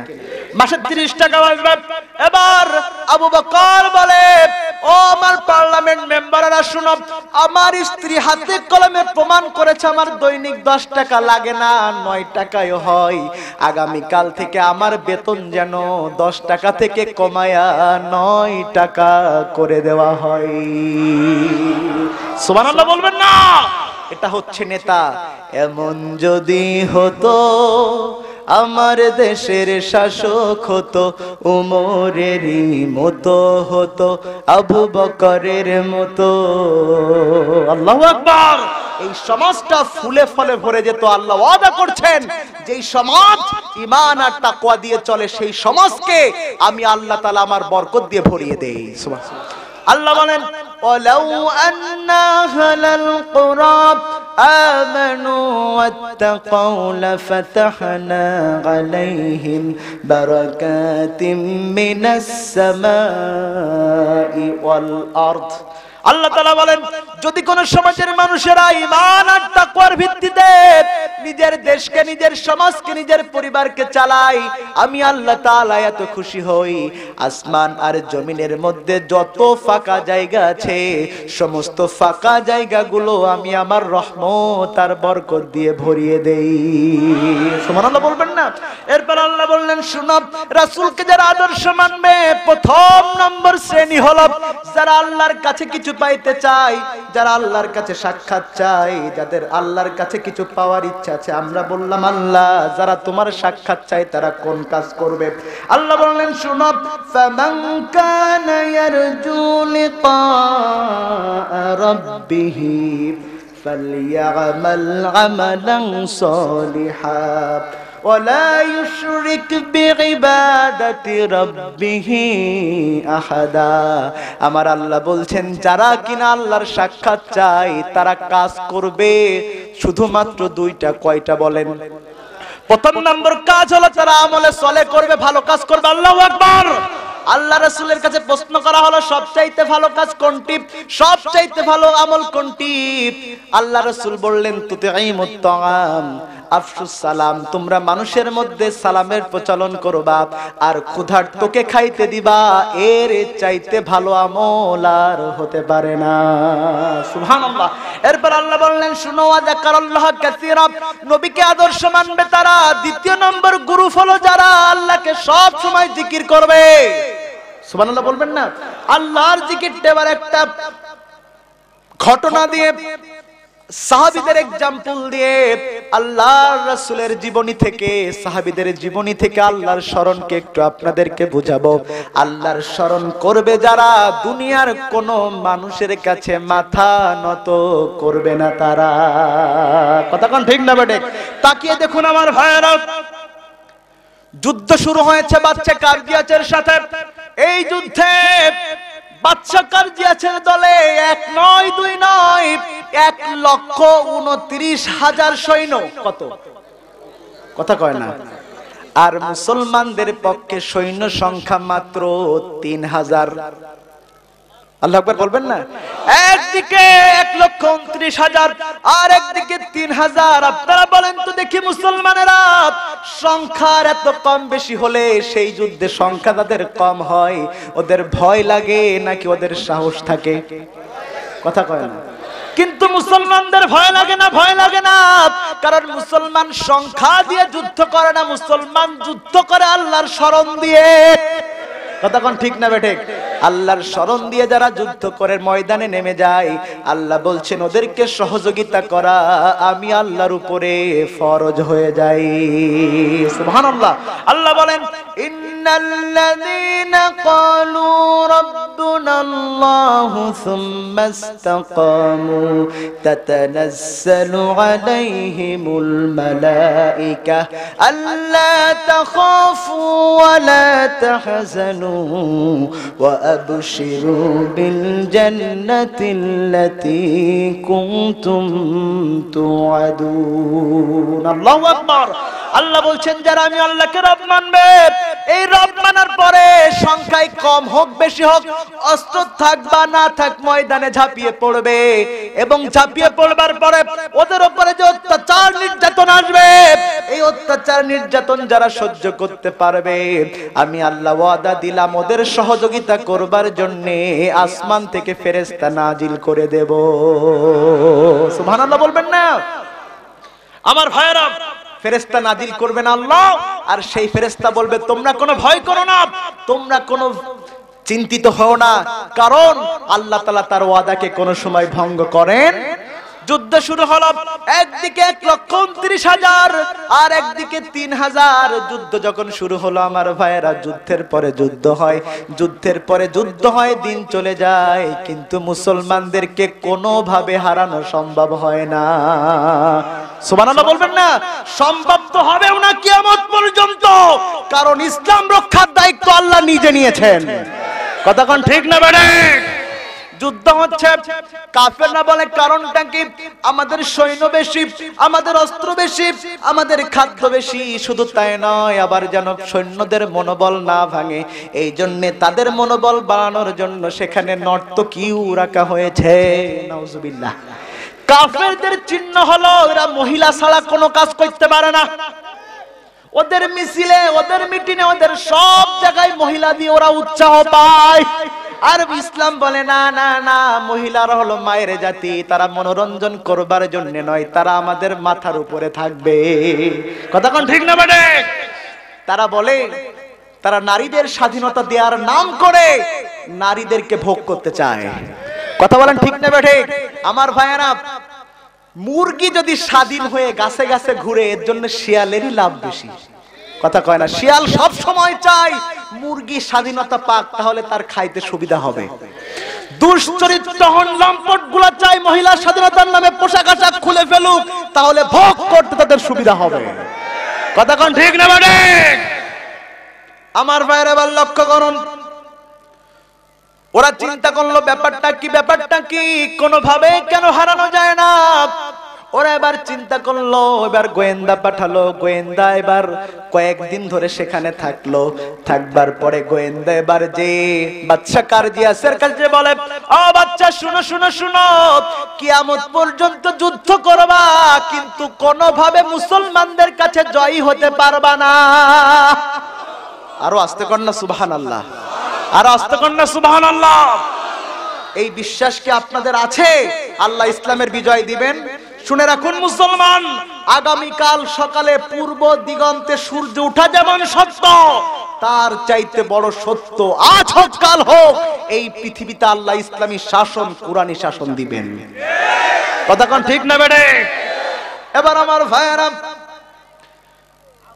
গোয়েন্দা এই রিপোর্ট দেবার পরে বাদশা বলছে, তাহলে শুনো শুনো শুনো, আমি একটা কাজ করতে চাই, কেন ওদের সাথে আমরা পারি না, এই পরীক্ষা একটু করতে চাই। ওদের মধ্য থেকে একটা ভালো দেখে একটা সৈনিককে ধরে নিয়ে আসবা, আমি তাকে একটু পরীক্ষা করে দেখতে চাই কেন আমরা তাদের সাথে পারবো না। আল্লাহু আকবার। পরীক্ষা নিলে মুমিন কখনো কি হারে? পরীক্ষা নিলে মুমিন সব সময় জিতে। কথা কোন ঠিক কিনা? বলল যাও ৫-৭ জন মানুষ মিলে যাও, যে সেখান থেকে একজন সৈনিক ধরে নিয়ে আসো। ওরা বলে, ও বাচ্চা, তোমার কি মন খারাপ নাকি বাচ্চা? বলে কেন? বলছে ৫-৭ জন যাবে, একজন সৈনিক ধরতে জীবনেও সম্ভব না। বলে তাইলে ১০০ জন যাও। কই কি ১০০? সম্ভব না। ১০০০? সম্ভব না। ১০,০০০ হলে যাওয়া যেতে পারে, তাও আল্লাহু আকবার কয় না। আল্লাহু আকবার। তাহলে পরীক্ষার নেব কি? যদি একজনকে ধরতে ১০,০০০ লাগে, তাহলে তো ৩,০০০কে ধরতে ৩ কোটি লাগবে। কথা কয় না? কারণ মুসলমান সংখ্যার উপরে কোনো কিছু করে না। একজনকে ধরতে হবে। সৈন্য কতজন? হ্যাঁ 10,000 ধরবে কয়জনকে? এবার ওরা বলতেছে চলো যাই ধরতে, কিন্তু সরাসরি যাওয়া যাবে না। ওরা যদি দেখে ফেলে, খবর আছে গোপনে আমরা একটু জঙ্গলের মধ্যে দিয়ে যাই, তাহলে বোঝা গেল একজন মুমিনকে ওরা ততটা ভয় পায় যতটা না ভয় পায় বাঘ সিংহকে। বনের মধ্যে দিয়ে বাঘ সিংহের ভয়কে দূর করে যাবে, কিন্তু সরাসরি মুমিন ধরতে যাবে না। তার মানে প্রমাণ হলো ওরাও জানে মুমিনের সাথে এক আল্লাহ আছে। ওয়ালা তাহিনু ওয়ালা তাহজানু ওয়া আনতুমুল আ'লাউনা ইন কুনতুম মুমিনিন। আল্লাহ বললেন শোনো, মুমিন যদি তোমরা হও, কোনো ভয় করবা না, কোনো চিন্তা করবা না, তোমাদের বিজয় দেওয়ার দায়িত্ব আমি আল্লাহ গ্রহণ করেছি। জোরে কন্যা সুবহানাল্লাহ। চলে গেল। এবার যখনই ওরা ওই জঙ্গলের মাঝ বরাবর পৌঁছালো, তখনই একটা আওয়াজ আসলো। ওই আওয়াজ শুনে ওরা থমকে দাঁড়ালো। হঠাৎ করে একটা আওয়াজ আসলো, হাইয়া আলাস সালাত। এই আওয়াজটা যে আসলো রে ভাই, এই আওয়াজ শুনে ওরা চুপ মেরে গেল। ওরা বলল একটু দাঁড়া দাঁড়া দাঁড়া, এত সুন্দর একটা গানের আওয়াজ হচ্ছে মুসলমানদের ক্যাম্প থেকে, এত সুন্দর গান আমরা জীবনেও শুনি নাই। সুবহানাল্লাহ বলবেন না? দাঁড়িয়ে গেল। ওটা কি গান নাকি আজান? সবাই বলেন। এই আজান এমন একটা জিনিস, মোমেন যারা হবে আজান তার হৃদয়ে দোলা দিয়ে মসজিদে ডেকে নেবে, আর মোমেন যে হবে না, এই আজান তাকে মসজিদের দিকে টানতে পারবে না, তাকে পশ্চিম দিকে না টেনে পূর্ব দিকে টানবে। একটা পরিচিত গজল আমাদের সমাজে বাজে, আজানের ধ্বনি যদি বাজে অন্তরে, বসে থাকা যায় কি গো বসে থাকা যায়। কথাটা ঠিক কিনা? আজানের ধ্বনি যদি বাজে, কোনো মানুষ বসে থাকতে পারে? ওরা চুপ মেরে দাঁড়িয়ে গেল। আজান শুনলো। আর দুর্ভাগ্য, আমার বাংলাদেশের কিছু মুসলমান নাস্তিক এই আজানকে নিয়ে কটূক্তি করতে দ্বিধাবোধ করে নাই। আমার ভাইয়েরা, কিছুদিন আগে একজন কবি, একজন সব্যসাচী লেখক মারা গিয়েছে। মারা যাবার পরে ওই লোকটার জানাজা হয়েছে, কিন্তু জানেন না ওই লোকটা এমন একটা কথা লিখে মরেছে। সে কি লিখেছে জানেন? আজানের আওয়াজের চাইতে কাকের কাওয়া কাওয়া ডাক আমার কাছে ভালো লাগে। নাউজুবিল্লাহ বলবেন না? আমি তো এই ঘটনা শুনবার পরে ফতোয়া দিয়েছি। এই ঘটনা জানবার পরেও যে আলেম তার জানাজা পড়িয়েছে, ওই আলেমের পিছনে নামাজ পড়ার জায়েজ নাই। তবে আমার ধারণা ওই আলেম হয়তো ভয়ে নামাজ পড়েছে, কিন্তু উযু করে নাই। আমার বিশ্বাস ও জানে আমার তো বিপদ না পড়ালে, সুতরাং নামাজ যদি পড়ানো লাগে উযু করে নাই। ঠিক কিনা বলেন? তাই তো বলি ভাই, হুজুরদের সাথে লাগবে না, কারণ আমরা যা মারবো ভাতে। কথা কন কন। কারণ এখনো পর্যন্ত ওই বিয়ে হওয়ার জন্য আমাদের কাছে আসা লাগবে। কথা কয় না? সন্তান হওয়ার জন্য কানে ফু দেওয়ার জন্য আমাদের কাছে আসা লাগবে। ওর মরলে জানাজা আমাদের দিয়েই দেওয়ানো লাগবে। সুতরাং আলেমদের সাথে ভালো সম্পর্ক রাখবা। যদি ভালো সম্পর্ক না রাখো, জানাজা ঠিক পড়াবো ভাই, ওযু করব না। বলতেছে উযু করবা না মানে উযু জোর করে করো। হ্যাঁ, জোর করে উযু করালে উস্তাদের মাস শেষ রাত্রিতে ভিতরে যে কি পড়বো সেটা তো জানো না। কি পড়বো জানেন? একটু বলবো ভাই, কষ্ট পাচ্ছেন না তো? বলবো আল্লাহ আমি তো আসতে চাই নাই, ওইগুলার আমারে ধরে নিয়ে আসছে জোর করে জানাজা পড়ানোর জন্য। আল্লাহ জানাজার পড়াবো, দোয়া পড়ে এই কয়টার জন্য দোয়া করলাম, আল্লাহ এই কয়টা তুমি দুনিয়াতেও সাইজ করবা, আখিরাতেও সাইজ করবা। আল্লাহু আকবার।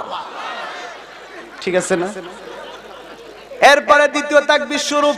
বলবো রে আল্লাহ, যেই মানুষটির জানাজা পড়ানোর জন্য আমাকে নিয়ে আসা হলো, এই মানুষটির জানাজা আমি পড়াইতে চাই নাই, কারণ এই মানুষটি কোনোভাবেই হুজুরদের দেখতে পারতো না, ইসলামকে দেখতে পারতো না। তাও আমার যেহেতু আশা লেগেছে, আল্লাহ দোয়া করতেছি যখনই কবরে ঢুকবে মুনকার নেকিরের সওয়াল জবাব বাদেই হামান দুস্তি দিয়ে কষবা। আল্লাহু আকবার। আর বাকি তাকবীরগুলো বললাম না, বিপদ আছে। সুতরাং পারবে? কথা কয় না। সুতরাং 90% মুসলমানের দেশে আজানকে নিয়ে কটূক্তি করবে, রাসূলকে নিয়ে কটূক্তি করবে। মুসলমান বেঁচে থাকতে আর সহ্য করা হবে না।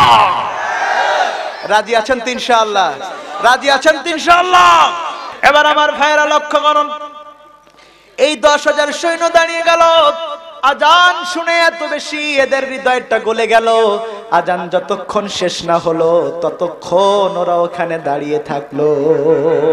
আজান শেষ হয়ে গেল, এবার ওরা একটু একটু করে মুসলমানদের ক্যাম্পের দিকে গেল।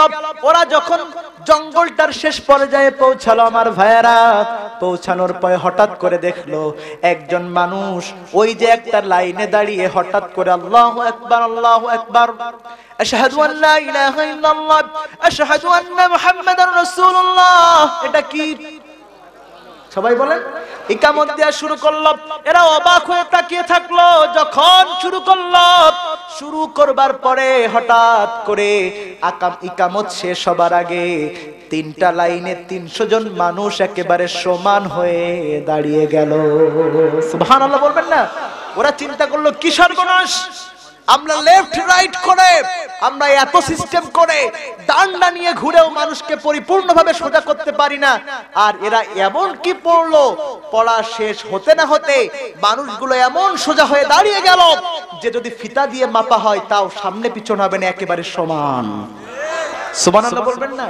এই নামাজ আমাদেরকে যা শিক্ষা দিয়েছে অন্য কোন ইবাদত সেই শিক্ষা আমাদেরকে দেয় নাই। নামাজ যখন আপনি পড়ছেন, এই নামাজের সময় এমপি সাহেব নামাজে দাঁড়ালো যেই কাতারে, তার পাশে একজন রিস্কাওয়ালা দাঁড়ালো। এমপি সাহেবের বাবার ক্ষমতা নাই, বলবে তুই একটা রিস্কাওয়ালা আমার পাশে দাঁড়াতে পারবি না। এই কথা যদি এমপি সাহেব বলে, যত বড় নেতা হোক, মসজিদ থেকে ঘাড় ধাক্কা দিয়ে তাকে বের করে দেওয়া হবে। কারণ এই মসজিদে কোনো এমপির আইন চলে না, কোন মন্ত্রীর আইন চলে না, আইন চলে আল্লাহ। মসজিদে তুমি এমপির যা মর্যাদা, ওই রিস্কাওয়ালার সেই মর্যাদা। আর যদি আমরা মসজিদ ভাবতে পারতাম পুরো পৃথিবীটা, তাহলে দেখা যেত পুরো পৃথিবীতে শাসক এবং শাসিত সকলের সমান মর্যাদা থাকতো। আমার ভাইয়েরা, দাঁড়িয়ে গেল মাগরিবের নামাজ। এই তেলাওয়াত আস্তে নাকি জোরে? সবাই বলে। এবারে জনে জনে তেলাওয়াত যখন শুরু হলো, প্রথম একেবারে তেলাওয়াত শুরু করলো আলহামদুলিল্লাহি রাব্বিল আলামিন আর রহমানির রহিম মালিকি ইয়াউমিদ্দিন ইয়্যাকা না'বুদু ওয়া ইয়্যাকা নাস্তাঈন ইহদিনাস সিরাতাল মুস্তাকিম সিরাতাল্লাযীনা আন'আমতা আলাইহিম গায়রিল মাগদুবি আলাইহিম ওয়ালাদ-দাল্লিন। এরপরে তেলাওয়াত হচ্ছে, আর ওরা চিন্তা করছে হায় হায় হায়, আগে যদি জানতাম মুসলমানরা এত ভালো গান গাইতে পারে, সব সময় এদের গানের সামনে বসে থাকতাম। সুবহানাল্লাহ বলবেন না? কোরআন তেলাওয়াত এমন একটি তেলাওয়াত যদি কাফেরদের সামনেও করা হয়, তার হৃদয়কে নরম করে দেয় কে? আমার ভাইরা, কিন্তু মুসলমানের আজকে এই কোরআন তেলাওয়াত না শুনে এমন এমন গান শুনে, যে গান শুনলে ঈমান থাকবে না। কথা কোন ঠিক না বেঠিক? যার মধ্যে ঈমান আছে ওর কোরআন শুনলে গানের চাইতে বেশি মজা লাগবে, আর যার মধ্যে ঈমানের দুর্বলতা আছে ওর কাছে কোরআন মজা লাগবে না। ওর কাছে তখন কিন্তু আমার ভাইয়েরা দুনিয়াবি মানুষের লেখা গানগুলো বেশি ভালো লাগবে। আল্লাহ বলেন ইন্নামাল মুমিনুনা আল্লাযীনা ইযা যুকিরাল্লাহ, যারা হবে মুমিন এদের সামনে যখন আল্লাহর জিকির করা হবে, ওয়াজিলাত কুলুবুহুম, তখন এদের অন্তরটা আল্লাহর ভয়ে কেঁপে উঠবে। ওয়াইজা তুলিয়াত আলাইহিম আয়াতুহু যাদাতহুম ঈমানাও ওয়া আলা রাব্বিহিম ইয়াতাওয়াক্কালুন, আর যখন এদের সামনে কোরআন থেকে তেলাওয়াত করে করে আলোচনা করা হবে, তখন এদের ঈমানকে বৃদ্ধি করে দিবেন আমার আল্লাহ। সুবহানাল্লাহ বলবেন না? সম্মানিত ভাইরা, এজন্য ওরা যখন তেলাওয়াত শুনছে, তেলাওয়াত শুনে ওরা এত পাগল হয়ে ওরা চিন্তা করছে এমন তেলাওয়াত সারাটা রাত চলতে থাকুক। তেলাওয়াত যখন হচ্ছে, প্রথম রাকাতের নামাজ হয়ে গেল, আবার দ্বিতীয় রাকাতের নামাজ শুরু হলো। ও মুসলমানেরা, দ্বিতীয় রাকাতের তেলাওয়াত জোরে নাকি আস্তে? হ্যাঁ, এটাও জোরে। এই তেলাওয়াত ওরা শুনলো। এরপরে আমার ভাইয়েরা তৃতীয় নম্বর রাকাতে এবার তেলাওয়াত জোরে নাকি আস্তে? হ্যাঁ, এবার যখন আস্তে আস্তে তেলাওয়াত করতেছে তখন একজন কাফের আর একজন কাফের সৈনিককে বলছে, দেখ ওরা সম্ভবত বুঝে ফেলেছে আমরা আক্রমণ করতে এসেছি, তাই দাঁড়িয়ে দাঁড়িয়ে মনে মনে পরামর্শ করতেছে আমাদের কিভাবে ধরবে, পালা। সুবহানাল্লাহ বলবেন না? আরে পালা, ওরা মনে হয় বুঝে ফেলেছে। সুবহানাল্লাহ। এরপর আমার ভাইরা লক্ষ্য করুন, নামাজ শেষ হয়ে গেল। নামাজ শেষ হয়ে যাবার পরে সব সময় কিন্তু নামাজিরা মুসল্লিরা সবার আগে বেরিয়ে গেলেও ইমাম কিন্তু সাধারণত সবার শেষে বের হয়। ইমাম সাহেব সাধারণত যোগ্যতা সম্পন্ন হয় মুসল্লিদের চাইতে বেশি, ঠিক কিনা? মুসল্লিদের চাইতে ইমামের যোগ্যতা যদি বেশি না হয় তাহলে যোগ্যতা সম্পন্ন লোক পিছনে থাকতে পারে না, তাকে সামনে দেওয়া লাগে। এই জন্য আমার দেশে ইমাম যখন আমরা নিয়োগে দেই তখন ওই ইমামের তেলাওয়াত থেকে শুরু করে বউ সুন্দর পর্যন্ত দেখা হয়। কথা কয় না? ওই ইমাম হয়তো আপনাদের এই জালোয়াপালার 500 লোকের ইমামতি করে, তাই ওর তেলাওয়াত দেখেন, ওর তাকওয়া দেখেন, ওর পোশাক দেখেন, ওর পরিবার দেখেন, সন্তান সন্ততি দেখেন। আর এই বিশাল কিশোরগঞ্জ সদরটা যিনি ইমাম হবেন 3 লাখ লোক মানুষের, ওর ভোট দেওয়ার সময় কেউ চিন্তা করে না সব ঠিকঠাক আছে কিনা। কথা কোন ঠিক না? মানে তাহলে শুধুমাত্র মসজিদের ইমামের জন্য তোমরা দোষ খুঁজতে হবে না। দোষ যখন সমাজের নেতা তৈরি করবা ওর চাইতে বেশি একে দেখবা, কারণ ও এক নেতাই তো পুরো সদর থানার সব ইমামকে নিয়ন্ত্রণ করবে, ঠিক কিনা বলেন? সুতরাং সব ইমামের চাইতে যোগ্যতা সম্পন্ন হওয়া লাগবে এই বড় ইমামকে। আর আপনার বড় ইমাম যদি এই কিশোরগঞ্জ সদরের সবচাইতে বড় মসজিদের ইমাম হয়, ও ইচ্ছা করলেও গমের টাকা চুরি করবে না। চিন্তা করবে আমি এই মসজিদের বড় মসজিদের ইমাম, এমপি হলেও ইমাম, আমি যদি চুরি করি জনগণ যদি জানে ইমামতি মসজিদেরও শেষ, সংসদেরও শেষ। কথা কোন ঠিক না? মানে এই জন্য আমার ভাইরা ইমাম বসে আছে সেখানে, ইমাম যখন বসে আছে, বসে থাকবার পরে সবাই চলে গিয়েছে, এবার বলছে চল ইমাম সাহেবকে ধরে নিয়ে আসি। দেখবেন আমাদের সমাজে বর্তমান মুসল্লিদের উপরে কোনো চাপ নাই, চাপ সব ইমামদের উপরে। কথা কথা হুজুররা চরম বিপদে। হোটেল আর্টিজানে জঙ্গি হামলা করা হলো, গ্রেফতার হলো নর্থ সাউথ ইউনিভার্সিটির পোলাপান। যদি ওখানে ওরা গ্রেফতার না হয়ে কোন কওমি মাদ্রাসার হুজুর গ্রেফতার হতো, ওখানে সারা বাংলাদেশের সব কওমিগুলোকে বন্ধ করে দেওয়া হতো। কি সর্বনাশ! হুজুররা কোনো দোষ করে না, হুজুররা জঙ্গিবাদের বিরুদ্ধে, তাই কওমি মাদ্রাসাগুলোতে আজকাল জঙ্গি খোঁজা হয়। আমরা বলি কিয়ামত পর্যন্ত মাইক্রোস্কোপ যন্ত্র দিয়ে কওমিতে তোমরা জঙ্গি খুঁজবা, কিয়ামত পর্যন্ত পাবে না। কারণ কওমিতে তো জঙ্গি তৈরি করা হয় না, এখানে ইসলামের সৈনিক তৈরি করা হয়। কথা কোন ঠিক না? বলে এজন্য যারা নর্থ সাউথ বন্ধ হলো না, নর্থ সাউথ ঠিকঠাক চলছে, বন্ধ হলো দারুল ইহসান ইউনিভার্সিটি হুজুরদের, তাই কথা কয় না। আজকে ইমামদের অবস্থা তো খুব খারাপ। বলতেছে হুজুর খুতবা দেবেন হিসাব কিতাব করে, নতুবা ইমামতি সামনের সপ্তাহে কাটা। কথা কয় ঠিক কিনা বলেন? আর মুসল্লিরা যেমন পরামর্শ দেয়, হুজুর বোঝেন না, দেশের বলতে কি ছিল, বোঝেন না, এটা বোঝেন না, কয় কি কয় না। বরং মুসল্লিদের উচিত ছিল ইমামের হয়ে প্রোটেকশন দেওয়া। একজন ইমাম হচ্ছেন আমাদের নেতা, তার উপরে কথা বলতে পারবা না। যতক্ষণ ইমাম কোরআন দিয়ে বলবে, হাদিস দিয়ে বলবে, কোন বাপের বেটা তার বিরুদ্ধে দাঁড়িয়ে কথা বলার সাহস রাখবে না। কিন্তু যে ওযু মানে প্রস্রাব করে ওযু করে না, কুলুপ নেয় না, ওই বেটা হুজুরের ভুল ধরে। কি কোন? আস্তে হাঁটলে কয় কি খাওয়া খাইছে, হাঁটতেই পারে না।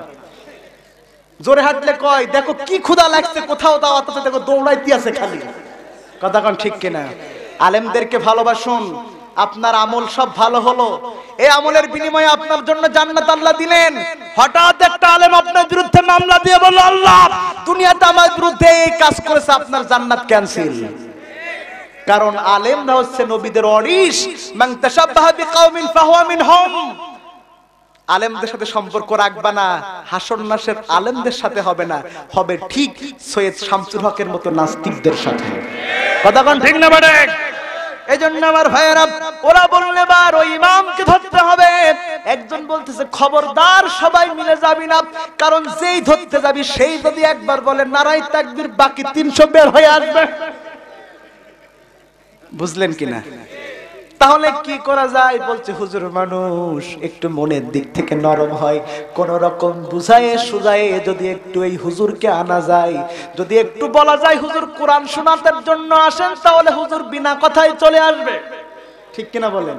কারণ আমাদের দায়িত্বটাই হলো আল্লাহ রাসূলের সেই দায়িত্ব, মানুষের কাছে কোরআনের দাওয়াত পৌঁছিয়ে দেয়া।